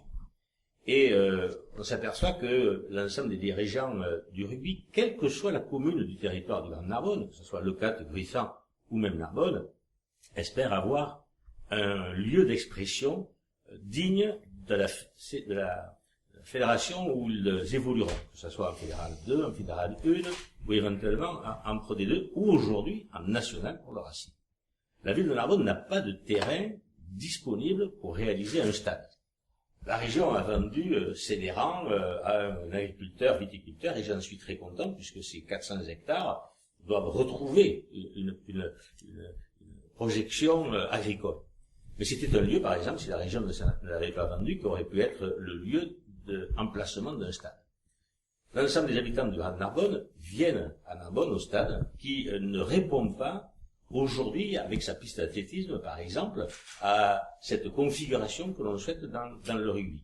Et donc, l'agglomération doit se pencher sur ce projet. Est-ce qu'il est réaliste pour l'agglomération? Est-ce que les communes aspirent à un tel stade? S'il est faisable, à quel endroit? Dans quelle proportion de taille? Éventuellement de configuration? Et bien après, il y a un problème de financement que l'agglomération doit mettre en place aussi. Et ça répond à un besoin des supporters. Et ces supporters sont quand même très nombreux sur l'agglomération. Ce ne sont pas que des supporters de rugby de Narbonne, c'est des supporters de l'agglomération. Et c'est un projet à travailler, à étudier. Certes, on ne l'a pas vu dans le programme, mais on s'est aperçu quand même que c'était une nécessité. Jacques Bascou l'avait émis pour la campagne de 2014. Il l'a réitéré, et vous en avez rendu compte tout au long de ces 6 ans. Je pense que l'agglo doit se pencher sur ce projet. Monsieur Darroux, maintenant. Sur le social. Sur le social. Et la solidarité. Tout à fait. Là, j'ai un projet innovant qui ne coûtera rien, donc qui pourra se mettre en place dès le 1er juillet, puisque c'est déjà budgété à la mairie sur le budget actuel. Vous savez qu'à cause du coronavirus, toutes les manifestations sportives, culturelles et les festivals sont malheureusement annulés ou reportés. Et donc, il devait y avoir environ 1000 saisonniers qui devaient être embauchés pour faire marcher ces activités. Donc, comme c'est budgété, je pense qu'il faut quand même embaucher, et je pense que c'est très humaniste et très social de faire ça, ces 1000 saisonniers pour les embaucher à la mairie, puisque c'est déjà, comme je vous l'ai dit, budgété, et qu'on peut puisqu'il n'y aura pas ces festivals, on peut les employer différemment, notamment dans 1000 les bassins saisonniers, verts. vous êtes sûr? Oui. 1000 saisonniers? Oui. C'est ça, monsieur? Non, Mouly, non, 1000 non, saisonniers? absolument pas. On Si, tourne à si. 140 à peu près. Oui, c'est ça m'étonne comme Ça chiffre. m'arrive. Enfin, nous, on n'a jamais, Ok, j'ai moi, pas le j'ai- souvenir moi, qu'on j'ai- ait parlé d'autant de si, Ou alors ils saisonniers. sont occultes, mais là, franchement, Voilà. C'est énorme. Excusez-moi, les mais saisonniers, saisonniers là. les saisonniers occultes, ça c'est Et qu'on peut donc les employer On est dans d'accord. les... Allez-y, on vous Je écoute. je vous coupe. Non, mais on Ah, mais c'est s'interroge gentil, sur parce ce que- chiffre qui est quand même Il y un a des peu... sourds qui disent... Oh, je me suis fait couper aussi. Voilà. Non, mais Mais on c'est- s'interroge c'est- sur ce chiffre Ça quand serait même. gentil, oui, parce que j'en ai marre d'être baïonné pour mon affiche. D'accord? Voilà. Mais allez-y, expliquez-nous. Merci. Donc, de les employer dans les bassins verts, nettoyer les plages, nettoyer les pistes cyclables, etc., etc. Je pense que ça serait bien, parce que qui sont ces saisonniers? C'est vos enfants, c'est les enfants de Narbonnais qui doivent être appelés étudiants. Et s'ils n'ont pas leur subside pendant la saison, je vois pas comment ils vont payer leur chambre d'étudiants et poursuivre leurs études. D'accord. Donc c'est pendant les 2 mois d'été, une aide pour les Voilà. jeunes étudiants, c'est une action sociale. Tout à fait. Voilà, D'accord. très bien. Ok. On peut passer donc Oui, au thème tout à fait, suivant, oui. Caroline. Alors un thème particulièrement important sur lequel vous avez tous émis plusieurs propositions, c'est le thème de la sécurité. On en avait longuement parlé lors du débat du premier tour. Je pense qu'aujourd'hui encore, on peut l'aborder. Donc on va commencer avec vous, Monsieur Mouly, et on a pu constater dans votre programme que vous aviez durci le ton à ce sujet. Vous employez des mots assez forts de sévérité, de répression, aussi de harceler les gens qui ne suivent pas les règles qui ont été établies. C'est la crise sanitaire qui vous a poussé à devenir plus sévère là-dessus? Je pense que c'est un souhait de la plupart des Français. On l'a vu et on le voit aujourd'hui encore avec le jet de masque ou de gants. Pendant toute la période de confinement, à la sortie du confinement, tout le monde regrette qu'on ne soit pas respectueux de l'environnement en laissant notamment ce qui est le plus visible aujourd'hui et qui est le moins récupérable au niveau détérioration dans le cadre de l'environnement, ces fameux masques et gants. Tout le monde souhaite une verbalisation, l'État vient de l'augmenter, de ceux qui laissent les masques ou les gants un peu partout. On ne peut pas placer un policier, quel qu'il soit, municipal ou national, derrière chaque Français, mais il faut quand même trouver une solution à ces incivilités. Il est inadmissible aujourd'hui que l'on ait autant d'encombrants, alors que le Grand Narbonne a fait des efforts pour ouvrir les déchetteries, autant d'encombrants dans toutes les communes, et plus particulièrement dans certains quartiers de Narbonne. Et il faut arriver à ce que la verbalisation fasse comprendre à toutes ces personnes qui sont dans l'incivilité qu'il faut respecter son prochain. Donc c'est plus un problème d'incivilité que de réelle sécurité en fait. Ça fait partie de la sécurité. La saleté appelle la saleté et l'insécurité. Donc ce premier point de la sévérité, je pense qu'aujourd'hui tout le monde admet ce principe-là. À côté de cela, on a vu que même pendant la période de confinement, une certaine économie souterraine continuait à vivre, malgré les rondes de la police, qu'elles soient nationales ou municipales, malgré la vidéosurveillance. Vous parlez des dealers? Oui, je parle effectivement des dealers. Et aujourd'hui, il n'y a pas un quartier qui soit épargné. C'est ce que je regrette énormément. Et le maillage par les caméras, qui est aujourd'hui en pratique et qui est efficace, puisque la police nationale s'en sert pour faire des filatures et pour faire des repérages. Je vais vous prendre un exemple sur les caméras. Aujourd'hui, rue Ancien Courrier, il y a régulièrement, la nuit, des incendies de poubelles. Oui, c'est juste à côté du journal, donc Exactement. on s'en est rendu compte. Et grâce aux caméras de la ville, la police peut surveiller après ceux qui sont rentrés et ressortis avec un comportement qui apparaît être celui de quelqu'un J'ai qui une personne qui est venue a mis en le feu. permanence parlant de caméras de la ville, justement, qui a été agressée. Elle est venue à la mairie, elle est venue à la police, et vous avez supprimé cette caméra de vidéosurveillance, monsieur le maire. Je ne pense pas que la ville ait supprimé quelques Ah, vidéos. mais voilà. De toute manière, Vous le dites, elle est venue à la permanence, une dame un peu âgée. je pense qu'elle commet une erreur. Les caméras ne peuvent pas être implantées au bon vouloir d'un élu. C'est une commission départementale où l'État est présent avec ses référents gendarmerie et ses référents police nationale qui vont estimer que l'implantation d'une caméra doit être en un lieu ou un autre. Et l'implantation d'une caméra, c'est un financement où l'État participe à travers un fonds national. Donc c'est pas le bon vouloir d'un élu qui va faire mettre ou enlever une caméra. Il y a combien de caméras actuellement? Ne me posez pas cette colle, c'est comme le prix de la baguette de pain. En principe, il devrait y en avoir 54. 54, je crois, il y en avait à peu près. 52, on en fait un gros, C'est déjà pas mal. 52, 54, je crois qu'il y en a 2 qui ont été installés il y a dans les 15 jours, dans les derniers 15 jours. Donc cette commission travaille tout au long de l'année en fonction justement de la délinquance et de la criminalité et va demander à ce qu'elle soit implantée. À partir du moment où la commission a validé une implantation, et après la mairie monte un dossier de cofinancement avec l'État, la mairie emportant une partie, et après il y a la réalisation, c'est-à-dire qu'il faut qu'il y ait une transmission des informations de la caméra sécurisée au centre de supervision urbaine. Donc ce maillage doit continuer aujourd'hui, puisqu'on s'aperçoit que cette délinquance a pris l'habitude de ces caméras et arrive à se positionner hors des champs de caméras. Je pense qu'il y a lieu aujourd'hui de travailler sur des caméras différentes dont la commission pourra valider la modification d'implantation sans que ça soit aussi coûteux que ce que ça l'est aujourd'hui. Et ce maillage devrait être donc ainsi complété en fonction de cette délinquance. Qu'est-ce que vous entendez par caméra différente? Et ce sont des caméras dites mobiles. C'est un nouveau procédé, c'est-à-dire qu'on n'a pas besoin au niveau du matériel qui va avec pour la transmission des informations, le même matériel lourd, puisque c'est aujourd'hui, il y a des relais Wi-Fi qui sont implantés, et c'est maintenant beaucoup plus facile, notamment grâce à la fibre.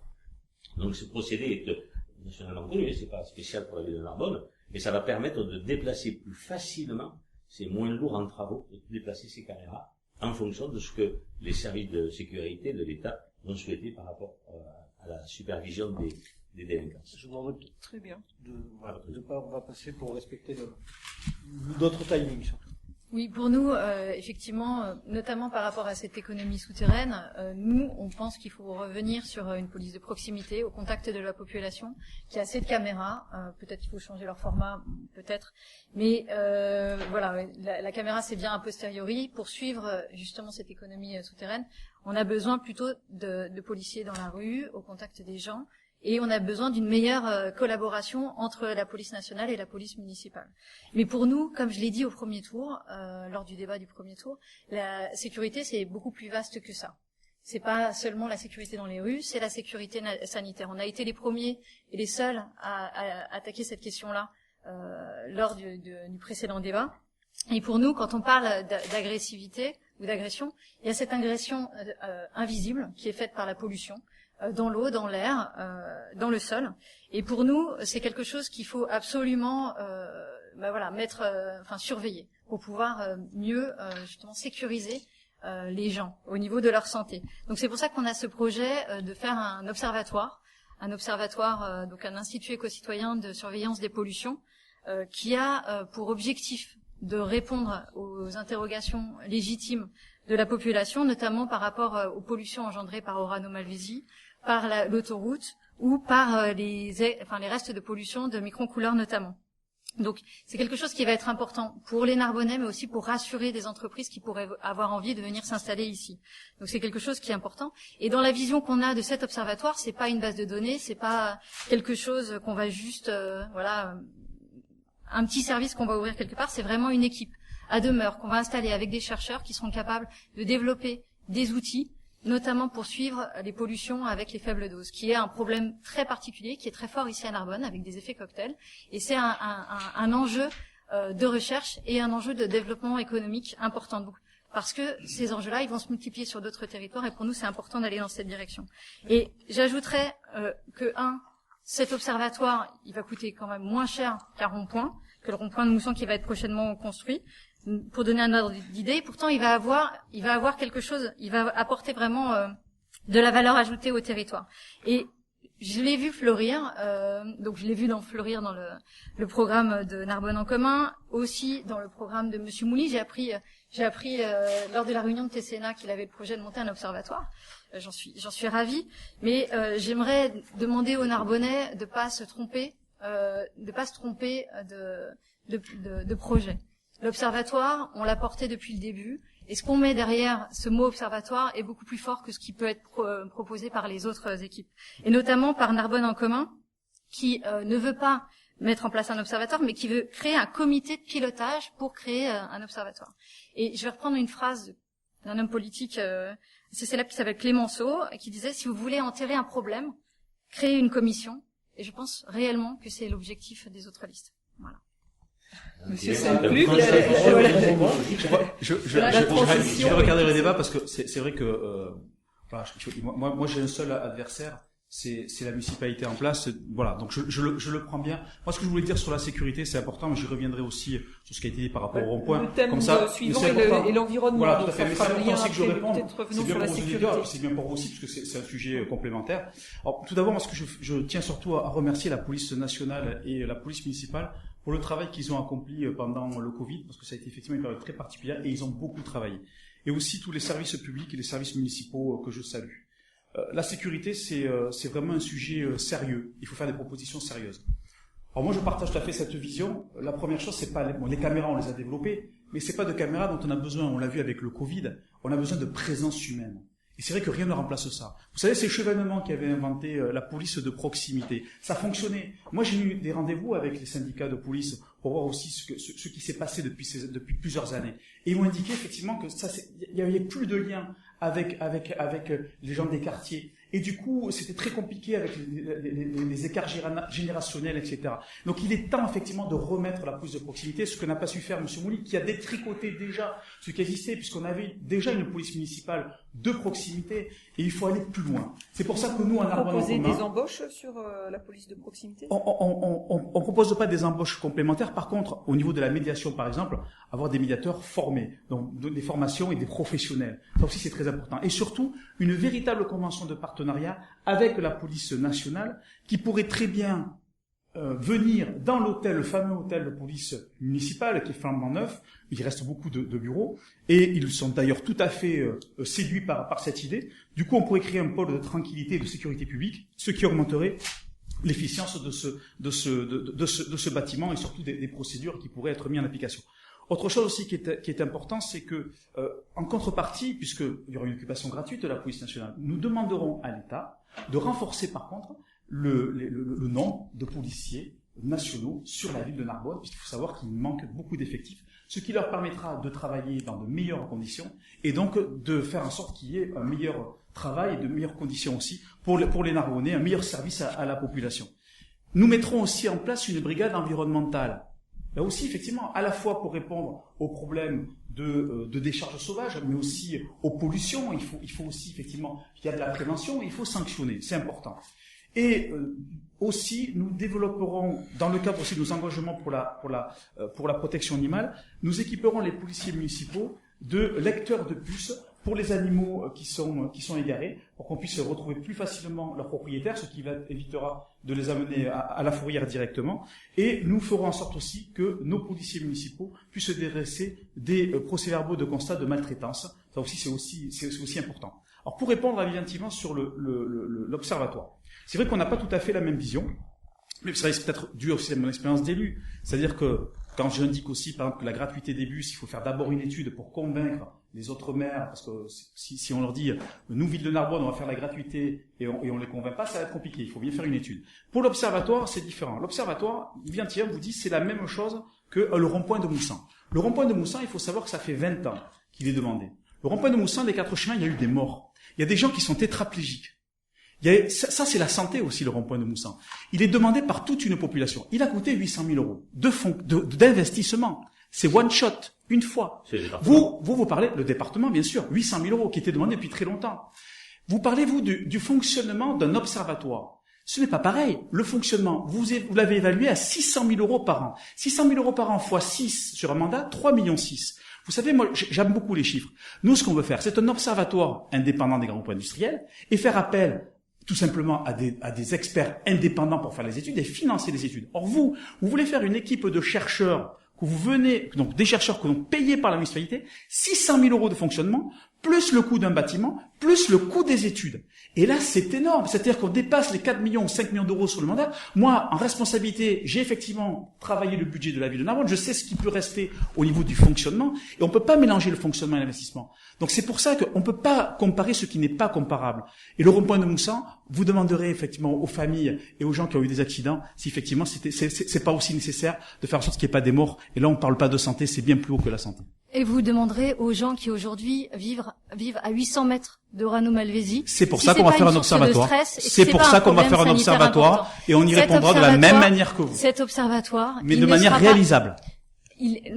En fait, la façon dont je le présente, c'est un investissement économique pour la ville. Et je suis désolée. Vous parlez de fonctionnement ou d'investissement? Les 600 000 euros par an. En fait, il y a des enjeux. Je comprends, vous êtes pas scientifique. Je comprends que je lis beaucoup de revues scientifiques, par contre. C'est vrai que je lis beaucoup vos articles, notamment, et d'autres articles. Je lis Sciences et Avenir depuis l'âge de 12 ans environ. J'ai lu aussi, Sciences et Vie. Merci voilà. de lire donc mes j'aime articles. beaucoup, effectivement, mais je comprends que vous aimiez ça, mais on va continuer parce qu'on a un petit peu dévié. Simplement pour me laisser juste répondre. Une étude épidémiologique telle qu'elle devrait être faite à Narbonne, c'est 300 000 euros. Vous pouvez dire que c'est trop cher. Non. Vous pouvez, donc, là, je suis d'accord. Ça fait partie des choses qui vont être mises en place au travers des 600 000 euros qu'on propose. Effectivement, il y a des fonds qui peuvent être pris au niveau de la région, au niveau de l'Europe. Il suffit d'aller les demander. Oui, on a des contacts chez des eurodéputés qui vont pouvoir nous aider à monter un tel projet. C'est un investissement important qu'on mènera jusqu'au bout. Si vous me permettez, est-ce que je peux poser une petite question à même fin? Quelle est la conséquence de cette étude? Qu'est-ce que vous en ferez une fois que vous l'aurez étudiée? Alors, l'étude, elle vise à répondre au stress et aux peurs actuelles des Narbonnais.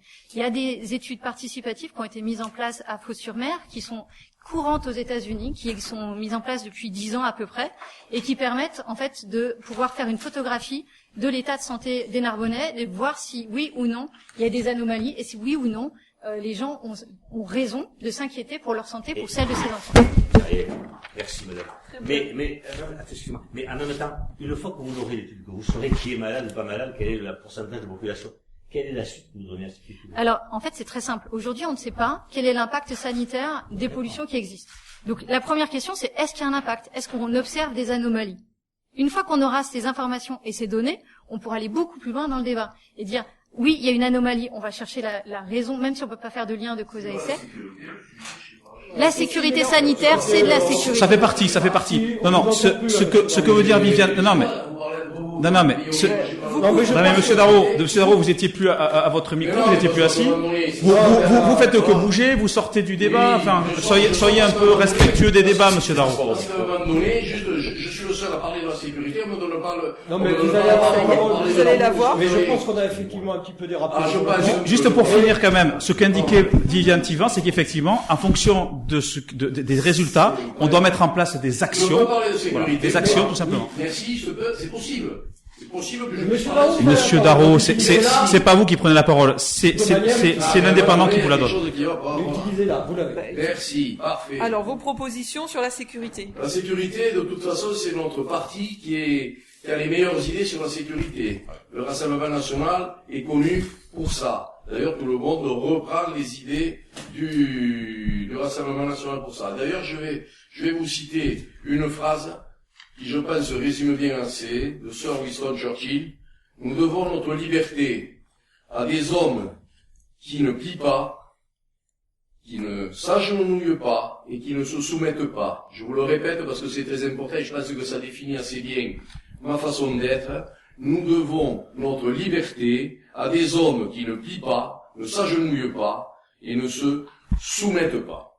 Moi, ce que je trouve étonnant actuellement, la France ne va pas bien. Quand vous voyez ce qui se passe juste à Dijon, que des Tchétchènes avec des Maghrébins se disputent un bout de territoire français. Ça heurte les Français. Ce qui se passe à Dijon peut se passer demain à Narbonne.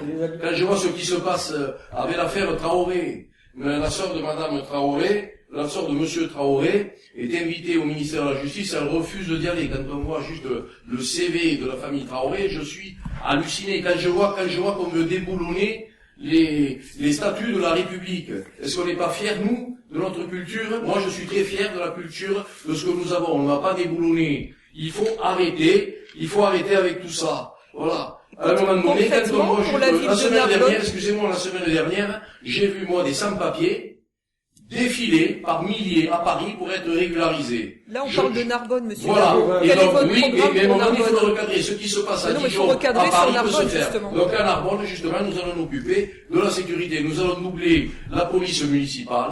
Nous allons armer la police municipale. Nous allons... Elle est déjà armée. Hein? Elle est déjà armée, la police Oui, municipale. mais on va l'armer. À la réarmée, d'accord. Voilà, la réarmer. On va créer une police de proximité, on va faire des brigades de nuit qui seront présentes 24 heures sur 24, que ce soit à Narbonne. C'est pas possible, 24 heures. Plage. Tout est possible, monsieur. C'est jusqu'à 2 heures du matin, monsieur. Est-ce que je peux parler sans être interrompu une seule fois dans cette soirée? Oui, c'est mais possible? vous pouvez Merci. parler. Merci. Mais voilà, ça s'appelle de la démocratie, ça s'appelle du respect. Moi, je respecte chacun qui parle. Pourquoi je suis le seul à être interrompu systématiquement? Je suis ennemi de personne. Mais vous criez tout seul. Voilà. Voilà. Vous criez. Je ne sais pas pourquoi vous criez. Donc, je ne crie pas, je m'exprime avec conviction. Ce n'est pas pareil. Voilà. Donc, nous allons aussi nous allons recréer dans 3 quartiers des commissariats de quartier, puisque ces bâtiments appartiennent à la mairie et ne sont pas utilisés. Nous allons faire dans quel quartier? À Razembo, par exemple, à Saint-Jean-Saint-Pierre, nous allons refaire, voilà, et réactiver ces bâtiments municipaux qui ne sont plus en forme. Nous allons aussi développer les caméras de vidéosurveillance et nous allons aussi développer le système des voisins vigilants. Qui existe déjà dans certains Oui, quartiers de nous allons Narbonne, le je crois. développer, qui existe déjà dans certains quartiers, mais qui est un peu, dans d'autres quartiers, qui est un petit peu en latence. Merci, monsieur Daron. Avec plaisir. On passe au thème suivant. Alors, le thème suivant, c'est l'environnement. On a On a déjà largement entamé. Donc, ça serait peut-être une bonne façon, effectivement. Voilà, de on va essayer de récupérer le faire un peu plus court et de pas revenir sur les mêmes problématiques qui ont déjà été abordées. Donc, on recommence avec vous, monsieur Mouly, sur l'environnement. Thème que je n'ai pas encore abordé personnellement. Vous, oui, c'est vrai. Merci. Ben, l'environnement est un sujet d'actualité avant le 15 mars, pendant toute cette période de plus de 3 mois, jusqu'au second tour des élections municipales, et qui est un véritable sujet de société. L'environnement, c'est à la fois les pistes cyclables, il en manque à Narbonne, effectivement, et il faut les développer en partenariat avec le Grand Narbonne, puisque il faut que on puisse aller d'un endroit à un autre, non seulement de la ville, mais du territoire de la Narbonnaise, avec ces pistes cyclables, avec ce déplacement doux. Le tourisme est favorable à ces déplacements, l'habitant aussi au quotidien est favorable. C'est pareil pour les chemins de randonnée, les sentiers de randonnée, il faut accentuer l'enquête. À côté de cela, il y a des mesures urgentes à prendre, c'est la désimperméabilisation des sols. Dans le programme initialement présenté et accentué pour ce deuxième tour, on a parlé des cours d'école qui en partie doivent retrouver, comme on l'a fait sur le parking de Bourg ou comme on l'a fait à Narbonne-Plage autour de la salle Gaudis, développer ces nouveaux sols qui permettent de laisser passer l'eau et en même temps de favoriser tout cet environnement auquel on est. Il faut aussi mettre en place le permis de végétaliser, c'est faire entrer la nature en ville, compléter ce qui a été fait et permettre à tout un chacun de profiter d'un espace de verdure sur une place, dans un quartier, devant sa maison. C'est tout cela qu'il faut accentuer et mettre en avant. L'environnement, c'est aussi continuer à demander aux entreprises de limiter leur impact carbone. C'est aussi permettre à l'ensemble des entreprises d'avoir un projet de développement environnemental. Tout cela, ce sont des mesures à mettre le plus rapidement possible en place parce que les Narbonnais attendent, comme les Français, à ce que cette verdure soit le quotidien de leur vie. Justement, la clause bilan carbone, c'est dans votre programme aussi. Oui, je l'ai dit tout à l'heure. Effectivement, on va accompagner les entreprises qui existent ou celles qui se créeront pour qu'elles aillent vers des mesures plus vertes et aussi pour qu'elles soient capables en fait, de répondre au marché public. Donc voilà, ce bilan carbone, ça devrait, cette clause bilan carbone, ça devrait favoriser les entreprises de la région. Mais ce que je voulais dire par rapport à l'environnement, c'est qu'on est dans une ville incroyable, avec un environnement d'une richesse phénoménale, les plages, la Clappe, les lagunes. On a vraiment des joyaux environnementaux qu'il faut préserver. Et pour nous, c'est un des premiers points qu'on voulait dire, c'est qu'il va falloir arrêter avec le mitage constaté de ces zones-là. Je pense au Capitoul, qui est la première chose qui me vient en tête, effectivement, qui est de notre point de vue une erreur. Le projet immobilier de Château Capitoul. C'est ça, qui est en train qui a défiguré malheureusement la Clappe, et qui a été décidé par les élus en place, hein, donc voilà. Et donc pour nous, il est important de mettre un frein à l'étalement urbain. Ça ne veut pas dire qu'on va arrêter le développement de Narbonne, pas du tout. Ça veut dire que justement, comme je disais tout à l'heure, en travaillant sur le PLU, on va réussir à remodeler cette ville. Et puis à l'adapter aux enjeux de demain. Parce que demain, on n'a pas encore prononcé le mot, mais c'est déjà aujourd'hui d'ailleurs, c'est le changement climatique, c'est la multiplication du nombre de canicules, c'est des problèmes qui vont vraiment rendre la ville aux limites du supportable. Et quand on parle de végétaliser la ville, oui, c'est une priorité, c'est évident qu'il faut végétaliser la ville, mais végétaliser la ville, pourquoi faire ? En fait, ça correspond à un vrai besoin, c'est-à-dire que si jamais on ne végétalise pas la ville, notre environnement, notre ville sera absolument impraticable. Donc c'est pour ça que végétaliser la ville, c'est pas mettre des magnolias dans les pots au coin des rues, c'est pas mettre de la pelouse. En fait, c'est mettre des arbres, c'est essayer d'évaluer la façon dont ces arbres sont susceptibles de limiter le nombre d'îlots de chaleur. C'est quelque chose qui demande une expertise. Et il ne faut pas croire que n'importe qui, en végétalisant la ville, sera en mesure de pouvoir lutter contre ces îlots de chaleur. C'est aussi travailler sur l'isolation, le bâti. Ça a été dit, il va falloir essayer d'améliorer l'isolation. Pourquoi ? Pour éviter d'avoir recours à la climatisation. Pourquoi je parle de la climatisation ? Ça paraît anecdotique, mais non. Parce qu'avec des températures de 40 degrés, les gens vont acheter des climatisations, et les climatisations, elles prennent la chaleur des appartements et le mettent directement dans la rue. Ce qui peut accentuer parfois jusqu'à 3 degrés, voire 5 degrés dans certaines situations, la température des rues. Quand on parle de 30 degrés, ça va. Quand on parle de 40 degrés, ça devient juste insupportable. Donc c'est absolument nécessaire d'attraper cette problématique à bras-le-corps. Merci. Et réellement, ce que je voulais dire par rapport, parce que tout le monde a tendance à verdir son programme, si vous voulez de l'écologie, votez pour les écologistes, on le fera. Voilà. Très bien. Nicolas Sainte-Pluc. Oui, la défense de l'environnement et la lutte contre le réchauffement climatique, ça n'appartient pas aujourd'hui à un parti ou aux écologistes, ça appartient à tout le monde. On a tous des enfants et on a tous envie de vivre dans un environnement sain, et on a envie que nos enfants puissent continuer à vivre. Vous savez, quand vous avez votre enfant qui vous dit dans la voiture, papa, c'est vrai que dans 10 ans ou 15 ans, on est tous morts, ça vous bouge. Voilà. Et moi, je pense que effectivement, il faut et d'ailleurs, Narbonne en commun l'a fait, c'est-à-dire qu'on a mis l'environnement au cœur de notre programme. Alors, il y a beaucoup de mesures, je ne vais pas toutes les reprendre, mais c'est vrai que la végétalisation, la désimperméabilisation des sols, c'est important. Mais là aussi, il va falloir voir comment on va pouvoir le faire. Par exemple, pour les écoles, nous, on ne dit pas qu'on va désimperméabiliser, par exemple, toutes les écoles. On va créer des micro-forêts. On va commencer par ça, parce que je sais très bien qu'il faut être réaliste par rapport aux coûts. Après, il faut aussi peut-être les rues commerçantes aussi, végétaliser aussi. Il faut créer des puits de fraîcheur. Effectivement, le but recherché, c'est surtout ça, c'est-à-dire ce puits de fraîcheur.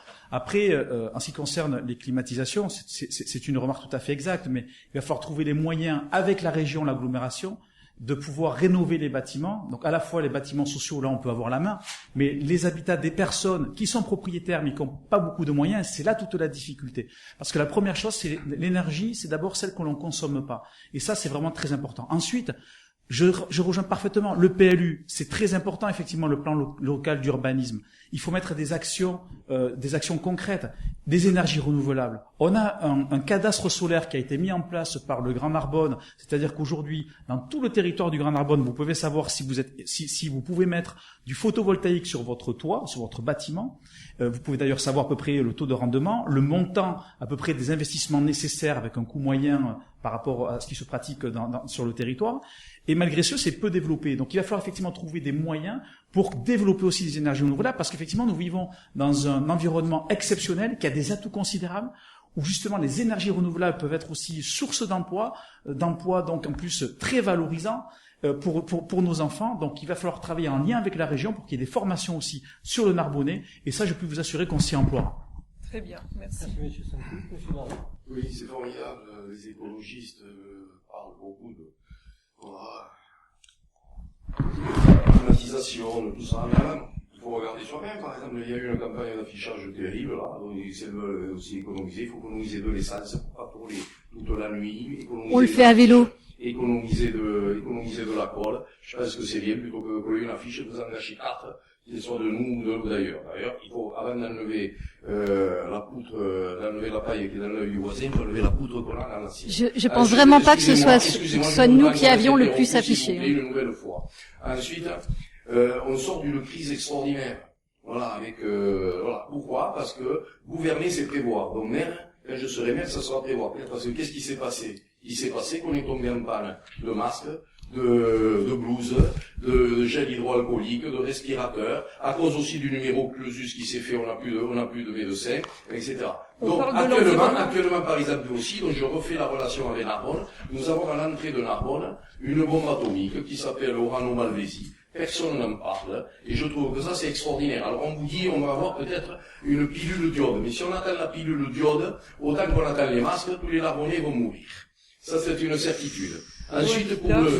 vous déviez On complètement. parle d'Orano, et je Mais ne crois oui. pas qu'on parle d'une usine Céveso, pas d'une usine... Oui. Il y a un risque chimique, pas, complètement. voilà, c'est un risque chimique, c'est de l'uranium non enrichi. Avant de ça dévier que je n'ai plus la parole, si je peux... Vous êtes pas resté, c'est dommage que vous soyez pas resté effectivement, à la réunion de TCNA, vous auriez pu tout comprendre, où là ça a été de manière objective. Je sais lire, monsieur. Ben écoutez, vous êtes parti avant l'heure, en tout cas. Vous avez refusé de leur donner un chèque, monsieur Darro, parce que avec madame Tivent et madame Delvalès dès le premier tour, a priori, vous n'avez pas signé. Vous êtes venu vous regreffer là. Donc ça aussi, on peut peut-être en parler. On aimerait Ensuite, connaître vos propositions. Pour l'environnement de Narbonne, je suis pour le développement aussi des pistes cyclables. Mais il faut des grands axes, pas des pistes cyclables n'importe comment. Moins de pistes, mais que le cycliste soit protégé. Je vais végétaliser la ville et tous les édifices municipaux seront végétalisés. Ensuite, nous allons aussi réaménager le quai Vallière, le quai Victor Hugo, qui seront réaménagés avec les berges de la Roubine. Mais qu'est-ce que vous entendez par réaménager? Réaménager comment? Réaménager avec les architectes, etc. Je vous ai fait passer les plans au premier tour. On va refaire tout ça. D'autant, vous savez qu'il y a eu 3 mois le premier tour est passé. Vous pouvez prendre acte de tout ce que je vous ai donné dès le premier tour. Et nous allons aussi mettre une navette fluviale, comme je vous l'ai dit, une navette fluviale électrique pour les Narbonnais entre le musée et les bars. Très bien, merci beaucoup. Monsieur Darro. Je te laisse enchaîner pour la suite, qui sont les questions, je Oui, crois, de la rédaction de l'Indépendant, donc voilà, je te laisse. Voilà, on a discuté tous ensemble de l'organisation de ce débat et on avait envie de pouvoir vous poser d'autres questions avec les journalistes. Donc on a choisi 3 thèmes qui sont l'agglomération, cette campagne électorale particulière et également le phénomène de l'abstention. Alors je sais plus avec quel thème on commence.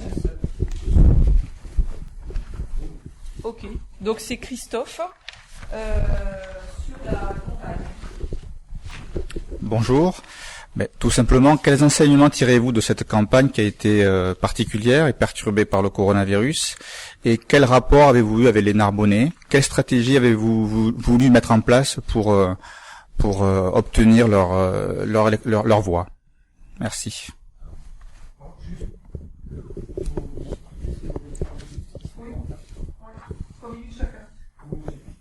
C'est parti. Il y a pour ma part 2 rôles. Le premier en tant qu'élu, et c'est dès le début de la période de confinement annoncée au lendemain des élections municipales du premier tour, organiser la vie des Narbonnais, organiser le maintien du service public et assurer tout ce qu'il faut pour que les Narbonnais aient une tranquillité de vie, que ce soit au niveau santé, au niveau sécurité, au niveau propreté. La deuxième partie, la sortie du confinement, a été aussi en tant qu'élu d'organiser l'ouverture des services publics au public, soit par des rendez-vous, soit à partir de la semaine prochaine, l'ouverture tout public dans les lieux, ne serait-ce que les musées par exemple. Ça a été la mise en place pendant le confinement et après le confinement, l'accueil des enfants dans les crèches ou dans les écoles.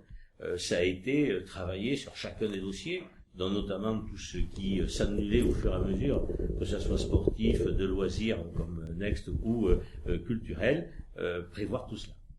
Concomitamment, il fallait au quotidien voir comment la campagne allait pouvoir reprendre, puisque plusieurs dates avaient été annoncées, que ce soit en cette période de fin juin, septembre, peut-être même en 2021, et donc travailler sur ces différentes hypothèses avec l'ensemble des colistiers. C'est par visioconférence que chaque vendredi soir, on rencontrait les colistiers pour travailler avec eux, leurs ressentis, leurs projets, et que mettre en avant. Ce qui a permis de préparer, et qui a été distribué auprès de tous les Narbonnais, un flyer avec les 5 fondamentaux que nous estimons être les moments forts et prioritaires d'après cette élection du 28 juin. Voilà comment Nouveau Narbonne a travaillé avec la partie d'élus et avec la partie de candidats. Merci beaucoup. C'est là-bas. Alors, au niveau des robines, c'est vrai que ce qui nous a toujours motivés, ce qui explique notre engagement, ça a été vraiment de nous battre pour l'intérêt général. Et pendant le confinement, on a eu ce même souci qui nous a pas quittés. Donc on a essayé on a organisé des réunions régulières, 2 à 3 fois par semaine. On a monté une plateforme pour interagir. Et pourquoi on a fait ça? Pour essayer de rester force de proposition et de se dire que certes on n'était pas encore élus, certes on n'avait pas encore la possibilité d'agir sur les politiques locales, mais on était un groupe politique nouveau et qu'on avait des choses à dire. Et donc on a vraiment pendant tout le confinement fait des propositions. Certaines ont été ont fait même l'objet de discussions. Donc c'était et d'autres pas du tout, hein, je tiens à le dire aussi. Il y a eu aussi des grosses divergences. Mais voilà, donc on a resserré les liens. On a pendant cette période de confinement et on a eu la surprise en sortant de cette période en fait d'être rejoints par d'autres militants qui ont été touchés aussi par cette démarche d'opposition et de construction. Et c'est vrai que nous aujourd'hui on est à la rencontre des Narbonnais en porte-à-porte et c'est quelque chose effectivement qui pas dans le sac d'une jeune femme. Oui, je suis désolée. Qu'est-ce que je disais? Oui, donc c'est quelque chose vraiment qui nous a porté et qui continue à nous porter aujourd'hui.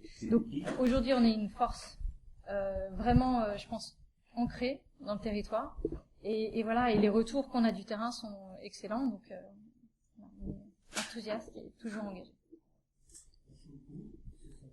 Oui, alors pour Narbonne en commun, moi je note effectivement 2 temps de campagne. Le premier temps, ça a été la campagne du premier tour qui a créé une bonne dynamique pour Narbonne en commun.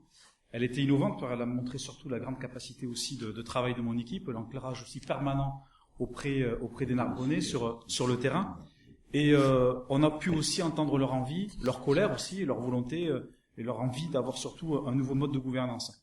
Alors c'est sûr que le Covid et le confinement qui sont suivis ont bien évidemment changé, bousculé ces élections, mais nous nous sommes très vite adaptés, malgré effectivement une gestion un peu chaotique, on va dire, par le gouvernement de cette période. Et c'est vrai qu'on a pu continuer à travailler, grâce notamment au numérique, parce qu'on ne pouvait pas faire de réunions, c'était très très compliqué. Donc on a fait aussi beaucoup de mails, des contributions aussi sur le site internet, des vidéos, et voilà, et ceci dans un esprit respectueux, collaboratif. Bien sûr, on regrette de pas avoir été associé par Monsieur le maire sur effectivement les mesures qui auraient pu être prises pendant cette période de confinement. Mais dès la levée du confinement, grâce au travail que nous avons mis en place, nous avons immédiatement relancé notre campagne et dans de très bonnes conditions aussi malgré le contexte. Et d'ailleurs, je tiens à rappeler, surtout à adresser toutes mes pensées aux familles qui ont été aussi meurtries et touchées par cette terrible maladie. Pour finir, ce que je peux dire, c'est qu'on est satisfait aussi de cette campagne qui a été dynamique, qui a rassemblé aussi au fil des jours toujours plus de soutien, mais elle a été consacrée surtout à faire en sorte de faire connaître notre programme de Narbonne en commun auprès des habitants, et elle a été sérieuse, beaucoup rigoureuse, sans attaque aussi, d'attaque personnelle. Voilà, je pense qu'il y a eu un niveau quand même dans cette campagne assez élevé. C'est projet contre projet, je pense que c'est important. Et nous défendons des valeurs de solidarité, d'humanisme, d'écologie, de citoyenneté. Et ça, je pense qu'on peut s'en féliciter. Oui. Donc il y a deux campagnes totalement différentes, celle du premier tour qui a cassé tout, puisque 65%, c'est des chiffres exacts de notre électorat, on ne s'est pas dépassé pour le premier tour, à cause de ce que vous savez. Maintenant, pendant le confinement, nous sommes évidemment restés en contact. Nous sommes très heureux, puisque nous sommes les seuls sur tout le littoral à être présents au second tour, ce qui prouve bien que notre électorat, alors qu'il y a des villes comme Port-la-Nouvelle, Le Cat, Fleury, etc., qui font des scores formidables, et là, ils ont été malheureusement pas présents à ce second tour. Donc nous avons travaillé pour voir ce qu'on pouvait faire. C'est vrai que nous avons été en contact régulièrement avec toute notre équipe, par visioconférence, par mail, par téléphone. Et c'est pour ça que nous avons changé complètement, comme vous l'avez vu, que ce soit d'affiches, de façon de communiquer, etc. Le premier tour. Et là, on était un petit peu, justement, un peu plus sur le ludique, et là, on est rentré un petit peu plus dans la gravité. Nous avons changé toute notre campagne de communication, et les gens y sont très sensibles. Et là, nous voyons qu'avec le porte-à-porte que nous faisons, les thèmes que nous abordons, etc., les gens sont très sensibles à ce changement d'attitude, à ce changement de programme, et c'est pour ça que nous sommes très optimistes maintenant pour ce deuxième tour. Merci beaucoup. Alors, Lionel, tu te présenteras pour un micro ici, Oui. Donc Lionel Ormière, donc journaliste à la rédaction de Narbonne, et je souhaitais donc vous interroger tout de même sur la question du Grand Narbonne et de l'agglomération, qui va être l'enjeu suivant, j'ai envie de dire, à l'issue de ce second tour. Donc je voulais demander à chacun de vous votre ambition et votre vision pour l'agglomération, pour les 6 ans à venir. Et pour ce territoire, Monsieur Mouly, je sais que vous avez donc déclaré que vous brigueriez la présidence donc en cas de victoire dimanche. Voilà. Effectivement, le Grand Narbonne est une structure, une collectivité dont n'importe quelle commune ne peut pas se passer. Le Grand Narbonne est un territoire extraordinaire, fait de sable, de vignes, de contreforts boisés, avec des personnes totalement différentes d'un côté à l'autre, avec des élus aussi variés les uns que les autres, et des communes de taille totalement différente, avec un littoral audois extraordinaire, ces communes qui accueillent énormément de touristes, et il faut que l'ensemble du territoire bénéficie de cet afflux presque naturel de touristes durant l'été. Depuis sa création, l'agglomération est présidée par un élu narbonnais, et je pense que sans aucune difficulté, les maires des autres communes ont apprécié cette gestion durant les 3 exercices qui se sont écoulés. La ville de Narbonne doit travailler à égalité avec les maires des communes du littoral et avec les maires de la ruralité. Cette égalité, elle est due au fait que aujourd'hui, chaque maire est élu du même suffrage, le suffrage universel. Chaque maire est égal à l'autre maire. La parole d'un maire doit servir aux autres maires. L'agglomération est constituée d'un exécutif actuel, d'un président, de 15 vice-présidents et de 5 conseillers communautaires délégués. Cette forme est à conserver éventuellement ou à adapter en fonction de ce que souhaiteront les maires. Un président, une égalité des 3 territoires que je viens de citer, le littoral, la ruralité et la ville du centre, en nombre d'élus à l'exécutif, et des conseillers communautaires délégués qui auront des missions effectives et non pas des missions pour leur donner un bâton de maréchal. Et ensuite, il y a une structure qui a fonctionné en tant qu'agence commerciale, c'est la conférence des maires. Pendant 6 ans, j'ai participé le vendredi à la conférence des maires et on a eu la présentation du nouveau compteur électrique, un nouveau logiciel intéressant, les modalités d'exercice du SDIS. C'est pas ça une conférence des maires. Une conférence des maires va recueillir les projets que chacun des élus a pour sa commune, que les services administratifs envisagent la réalisation et la faisabilité, et que le Grand Narbonne accompagne les projets de chacune des communes. La conférence des maires, c'est échanger entre maires pour que l'administration s'adapte au projet du territoire, et non pas l'inverse. Cette volonté d'égalité sur ce territoire, je l'ai ancrée en moi, et je l'ai démontré pendant 6 ans sur la ville de Narbonne. j'espère que l'ensemble des élus de la ville, de l'agglomération du Grand Narbonne sauront me faire confiance. Alors, pour les Robines, on n'a pas de candidat pour l'agglomération, en tout cas pour briguer cette présidence. On travaillera avec la majorité sans dogmatisme. Notre idée, c'est vraiment de voir projet par projet pour pouvoir faire avancer l'agglomération dans un futur, évidemment, qui est plus vert. Quand je dis plus vert, c'est aussi qui est plus ancré dans les défis de demain. Et ça, c'est quelque chose qui est important pour nous. Ensuite, oui, ce que je voulais dire, c'est que dans notre équipe, on a énormément de compétences. On a réuni vraiment des gens de grande valeur, et c'est vraiment des compétences qu'on mettra au service de l'agglomération, dès qu'on sera en poste. Alors, contrairement à Monsieur Mouly, j'ai lu aussi, puisque ces propos ont été rapportés fidèlement par l'Indépendant, j'ai lu effectivement qu'il briguait l'agglomération, la présidence de l'agglomération, parce que la ville tournait toute seule.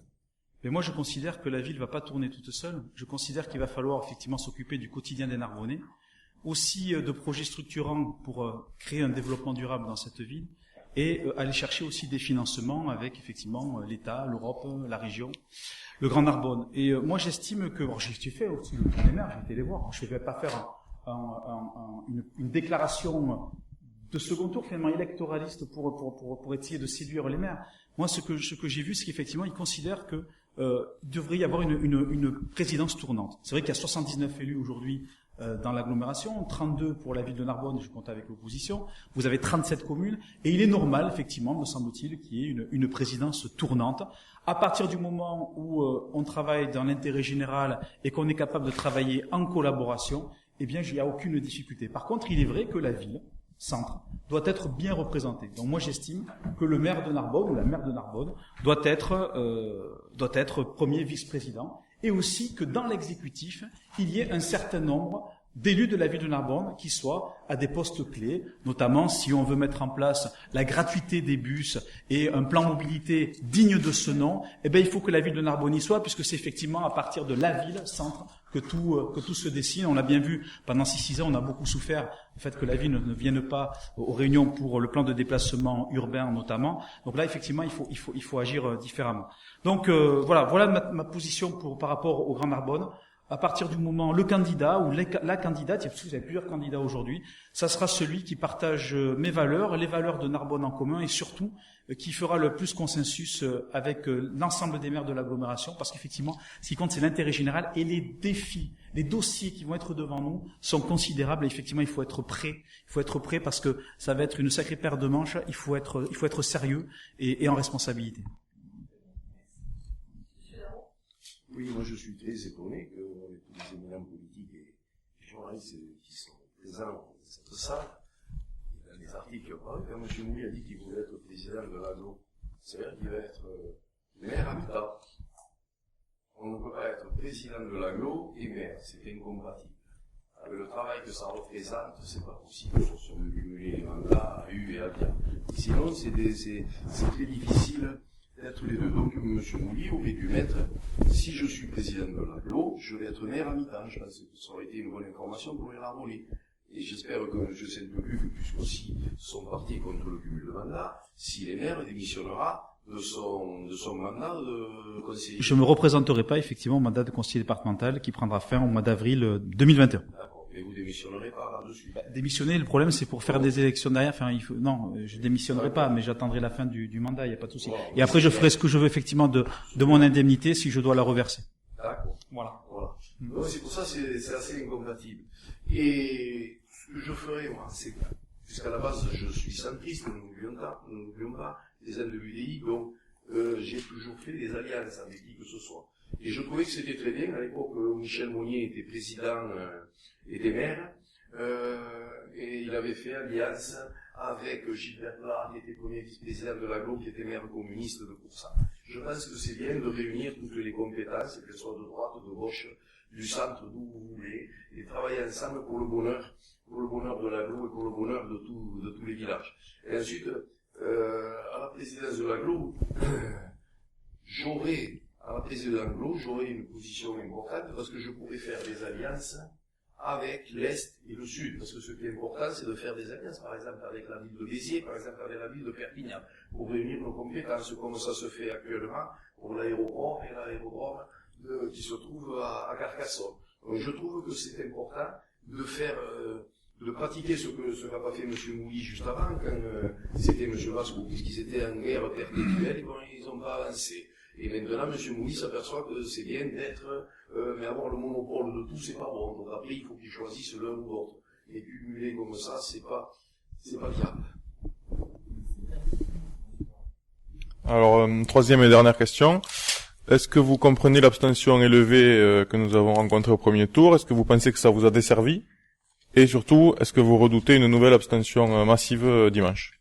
Elle était de 62,64% au premier tour. Et en 2014, c'était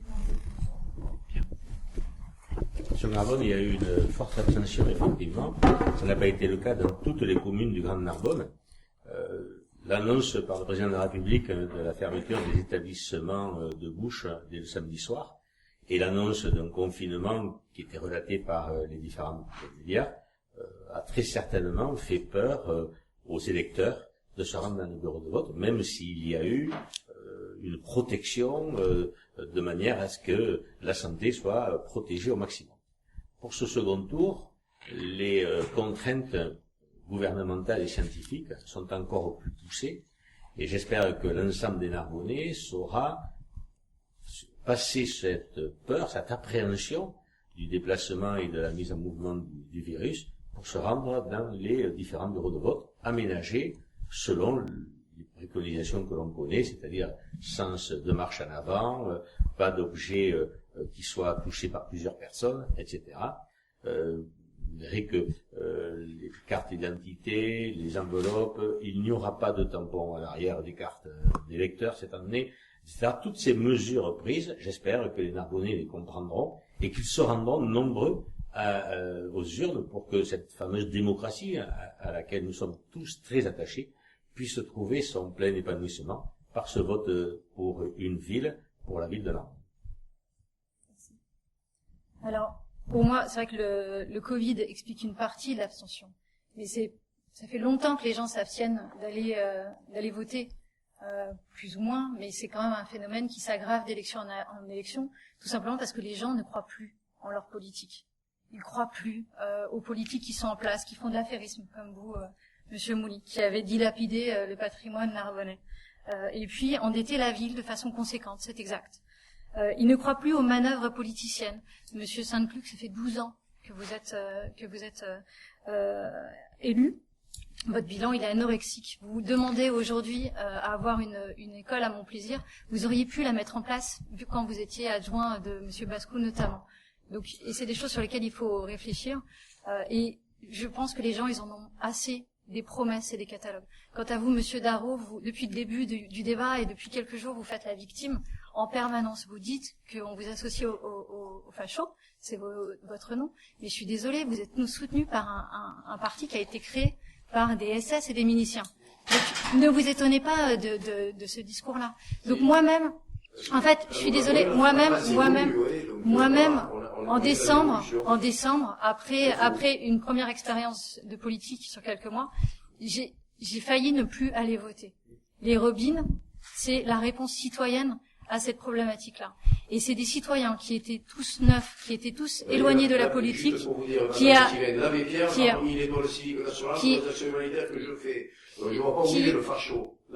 c'est pour les gens, excusez-moi, je vais finir ma phrase. C'est pour ça que les Robines se sont créés, c'est pour répondre. C'est pour répondre. Rassemblement, vous n'aviez pas l'étiquette Rassemblement National à l'époque. Mais ça n'a rien à voir, parce que à un moment il a évolué, et donc on est dans une évolution. Mais c'est la réalité. Malgré tout, c'est la réalité. Donc il faut arrêter de mettre des étoiles jaunes et de stigmatiser les gens. Non. Il y a une évolution qui se fait. Les Robines, c'est une réponse citoyenne à une problématique et à un désaveu de la politique. Donc ce que je demande aux gens, Monsieur Darro, vous demandez la politesse, je l'exige aussi, s'il vous plaît. Donc les Robines, c'est la réponse citoyenne à un désaveu de la politique. Et je demande aux gens qui jusqu'à maintenant se sont abstenus de nous faire confiance. d'aller jusque dans les urnes pour nous permettre de prendre les rênes de cette ville et pour faire en sorte que, enfin, l'intérêt général, que les élus soient au service de l'intérêt général. Voilà. Merci. Oui, je suis quelque peu déçu par les déclarations de Viviane Thivan, qui est dans la caricature. C'est dommage, parce que moi je ne me trompe pas d'adversaire, c'est bien le maire en place, qui manque d'humanité, de proximité et d'écoute avec les Narbonnais, qui ne sait pas travailler collectif. Je vous le dis franchement, j'ai été choqué par les déclarations de M. Darro contre vous dans la presse. Et là, vous êtes en train finalement d'essayer de faire la même chose avec des phrases qui veulent rien dire. Quand vous parlez de bilan anorexique, alors je mange très bien équilibré, sachez-le, donc il n'y a pas d'anorexie. Sachez quand même que l'école de mon plaisir, le dossier était monté. C'est M. Jacques Adrados, M. Olivier Lapère il était fait. Il n'y avait plus qu'à continuer. La crèche a été créée aussi par l'équipe municipale précédente. Alors je ne vais pas revenir sur le bilan, ça sert à rien. Mais franchement, quand vous dites quelque chose, travaillez le dossier, regardez-le, c'est très important. Donc moi je reviens quand même à notre débat. C'est vrai que le Covid, je partage votre vision. Vous voyez, on peut être d'accord sur beaucoup de choses, mais moi sur la caricature, j'irai jamais. J'irai jamais parce que sur la polémique, ça ne nous grandit pas. Et vous dites que les gens s'éloignent effectivement du politique. Ils s'éloignent du politique parce que justement on a de tels débats. Et on est sur la caricature, sur des belles phrases qui font mal, qui essayent de toucher. Et ça, c'est pas admissible, Madame Thivan. Donc le Covid, effectivement, a amplifié le phénomène d'abstention que l'on peut constater depuis plusieurs années.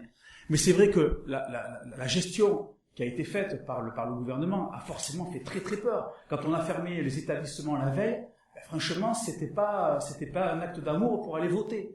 Et donc on a eu une abstention très très forte. Et effectivement, quand on regarde qui n'a pas été voté, on a pu consulter rapidement les listes électorales, c'est vrai qu'il y a beaucoup de réserves de voix. Donc c'est vrai qu'aujourd'hui, la situation du second tour est très différente. On sait ce qu'est le Covid-19, on sait comment s'en prémunir, on sait quels sont les gestes barrières.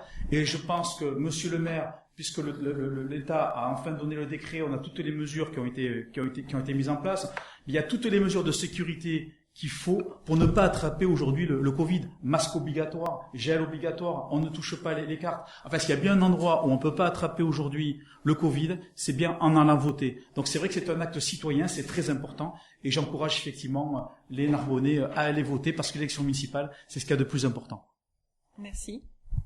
Monsieur Darro, sur l'abstention ? Oui, l'abstention, c'est nous qui avons été les victimes principales de cette abstention, parce que je vous le dis, 65% de notre électorat ne s'est pas déplacé.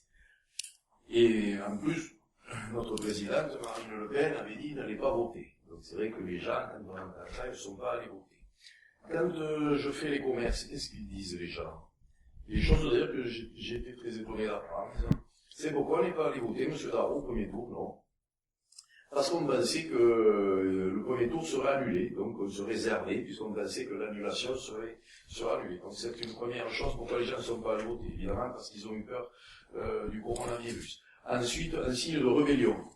Nombre de commerçants ne sont pas allés voter parce qu'on leur ferme leur rideau le vendredi ou le samedi, et on leur dit là, il ne faut pas travailler, mais il faut aller voter. Un signe de rébellion, ils ne sont pas allés voter. Mais je dirais, mais vous donc cautionnez le gouvernement quand vous dites ça. Allez voter si vous n'êtes pas d'accord. Mais ils ne sont pas allés voter. Donc pour toutes ces raisons, on est, nous, très optimistes pour ce second tour. Il suffit que nous retrouvions notre électorat naturel entre 30 et 35%. Et si nous retrouvons notre état naturel, nos voix naturelles entre 30 et 35%, et bien nous serons élus maires à la mairie de Narbonne. C'est simple et c'est précis. Merci. Caroline, je te laisse présenter le dernier. Petite conclusion. Dernier volet. Voilà, dernier volet, c'est évidemment la conclusion. Donc on va faire assez synthétique. C'est pas un mouvement de foule, madame ? Non, pas du tout. Non, c'est juste cette petite minute, on va juste la filmer. Voilà, elle va être filmée. Pour faire ensuite un petit montage. Donc on les laisse s'installer, voilà. Un genou par terre, c'est bien. Voilà. Donc le mot de la fin, combien Une minute chacun, voilà, pour le mot de la fin de ce débat du second tour. Les élections du dimanche 28 juin 2020 vont permettre aux Narbonnais de se rendre aux urnes et de choisir entre 4 listes. 3 listes émanant de partis politiques, Europe et l'écologie, sous l'image des Robines, le Parti socialiste, sous prétexte de Narbonne en commun, et le Rassemblement national avec le candidat que tout le monde connaît. Seule la liste Nouveau-Narbonne est une liste qui n'est pas apparentée, soutenue ou qui ne fait pas partie d'un parti politique. Seule la liste Nouveau-Narbonne est une composante de personnes émanant de la société civile qui est là pour gérer votre ville. Elle est là pour vous accompagner au quotidien, elle est là pour travailler avec vous votre avenir. La liste Nouveau-Narbonne, faites-lui confiance, elle saura gérer dans votre intérêt pour le rayonnement et l'attractivité de la ville. Votez Nouveau-Narbonne, faites voter Nouveau-Narbonne. Si je peux me permettre, c'est faux, puisque vous êtes soutenu par des Occitans qui sont de gauche, et vous dites que vous n'êtes pas soutenu par un mouvement politique, c'est faux.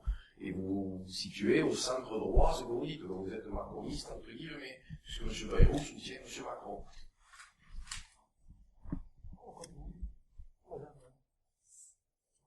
Oui, alors moi j'ai qu'une seule chose à dire, on est d'ores et déjà dans le changement climatique, et 70% des mesures qui pourraient être prises pour changer la donne, pour faire en sorte de diminuer l'impact du dérèglement climatique, doivent être pris à l'échelon local.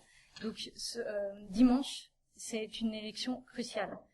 Si vous devez voter une seule fois dans votre vie, c'est à cette élection-là. Et je vous promets qu'avec les Robines, on projettera Narbonne dans l'avenir et dans les enjeux de demain. Merci.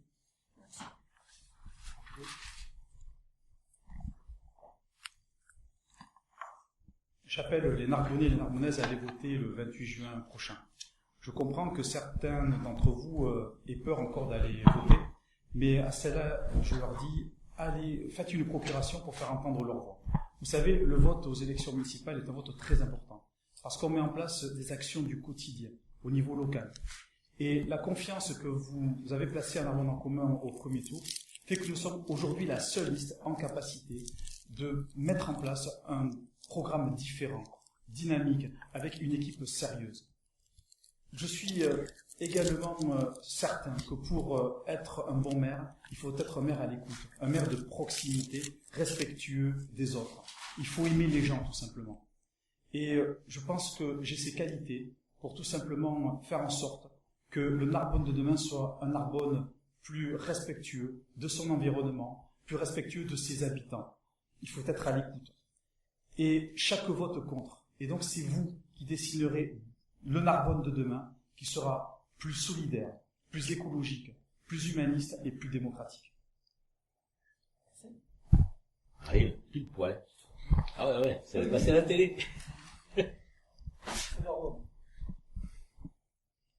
Si vous voulez changer vraiment la politique, il faut voter pour Jean-François Darro, pour le Rassemblement Narbonnais des droites et du centre, pour le RN. Parce que toutes ces personnes sont élues depuis des dizaines d'années. La dynastie Mouilly, le père en fils qui est là, rien ne change. Le Parti Socialiste est là, rien ne change. Depuis 10 ans, c'est depuis 20 ans, depuis 50 ans, c'est la même chose.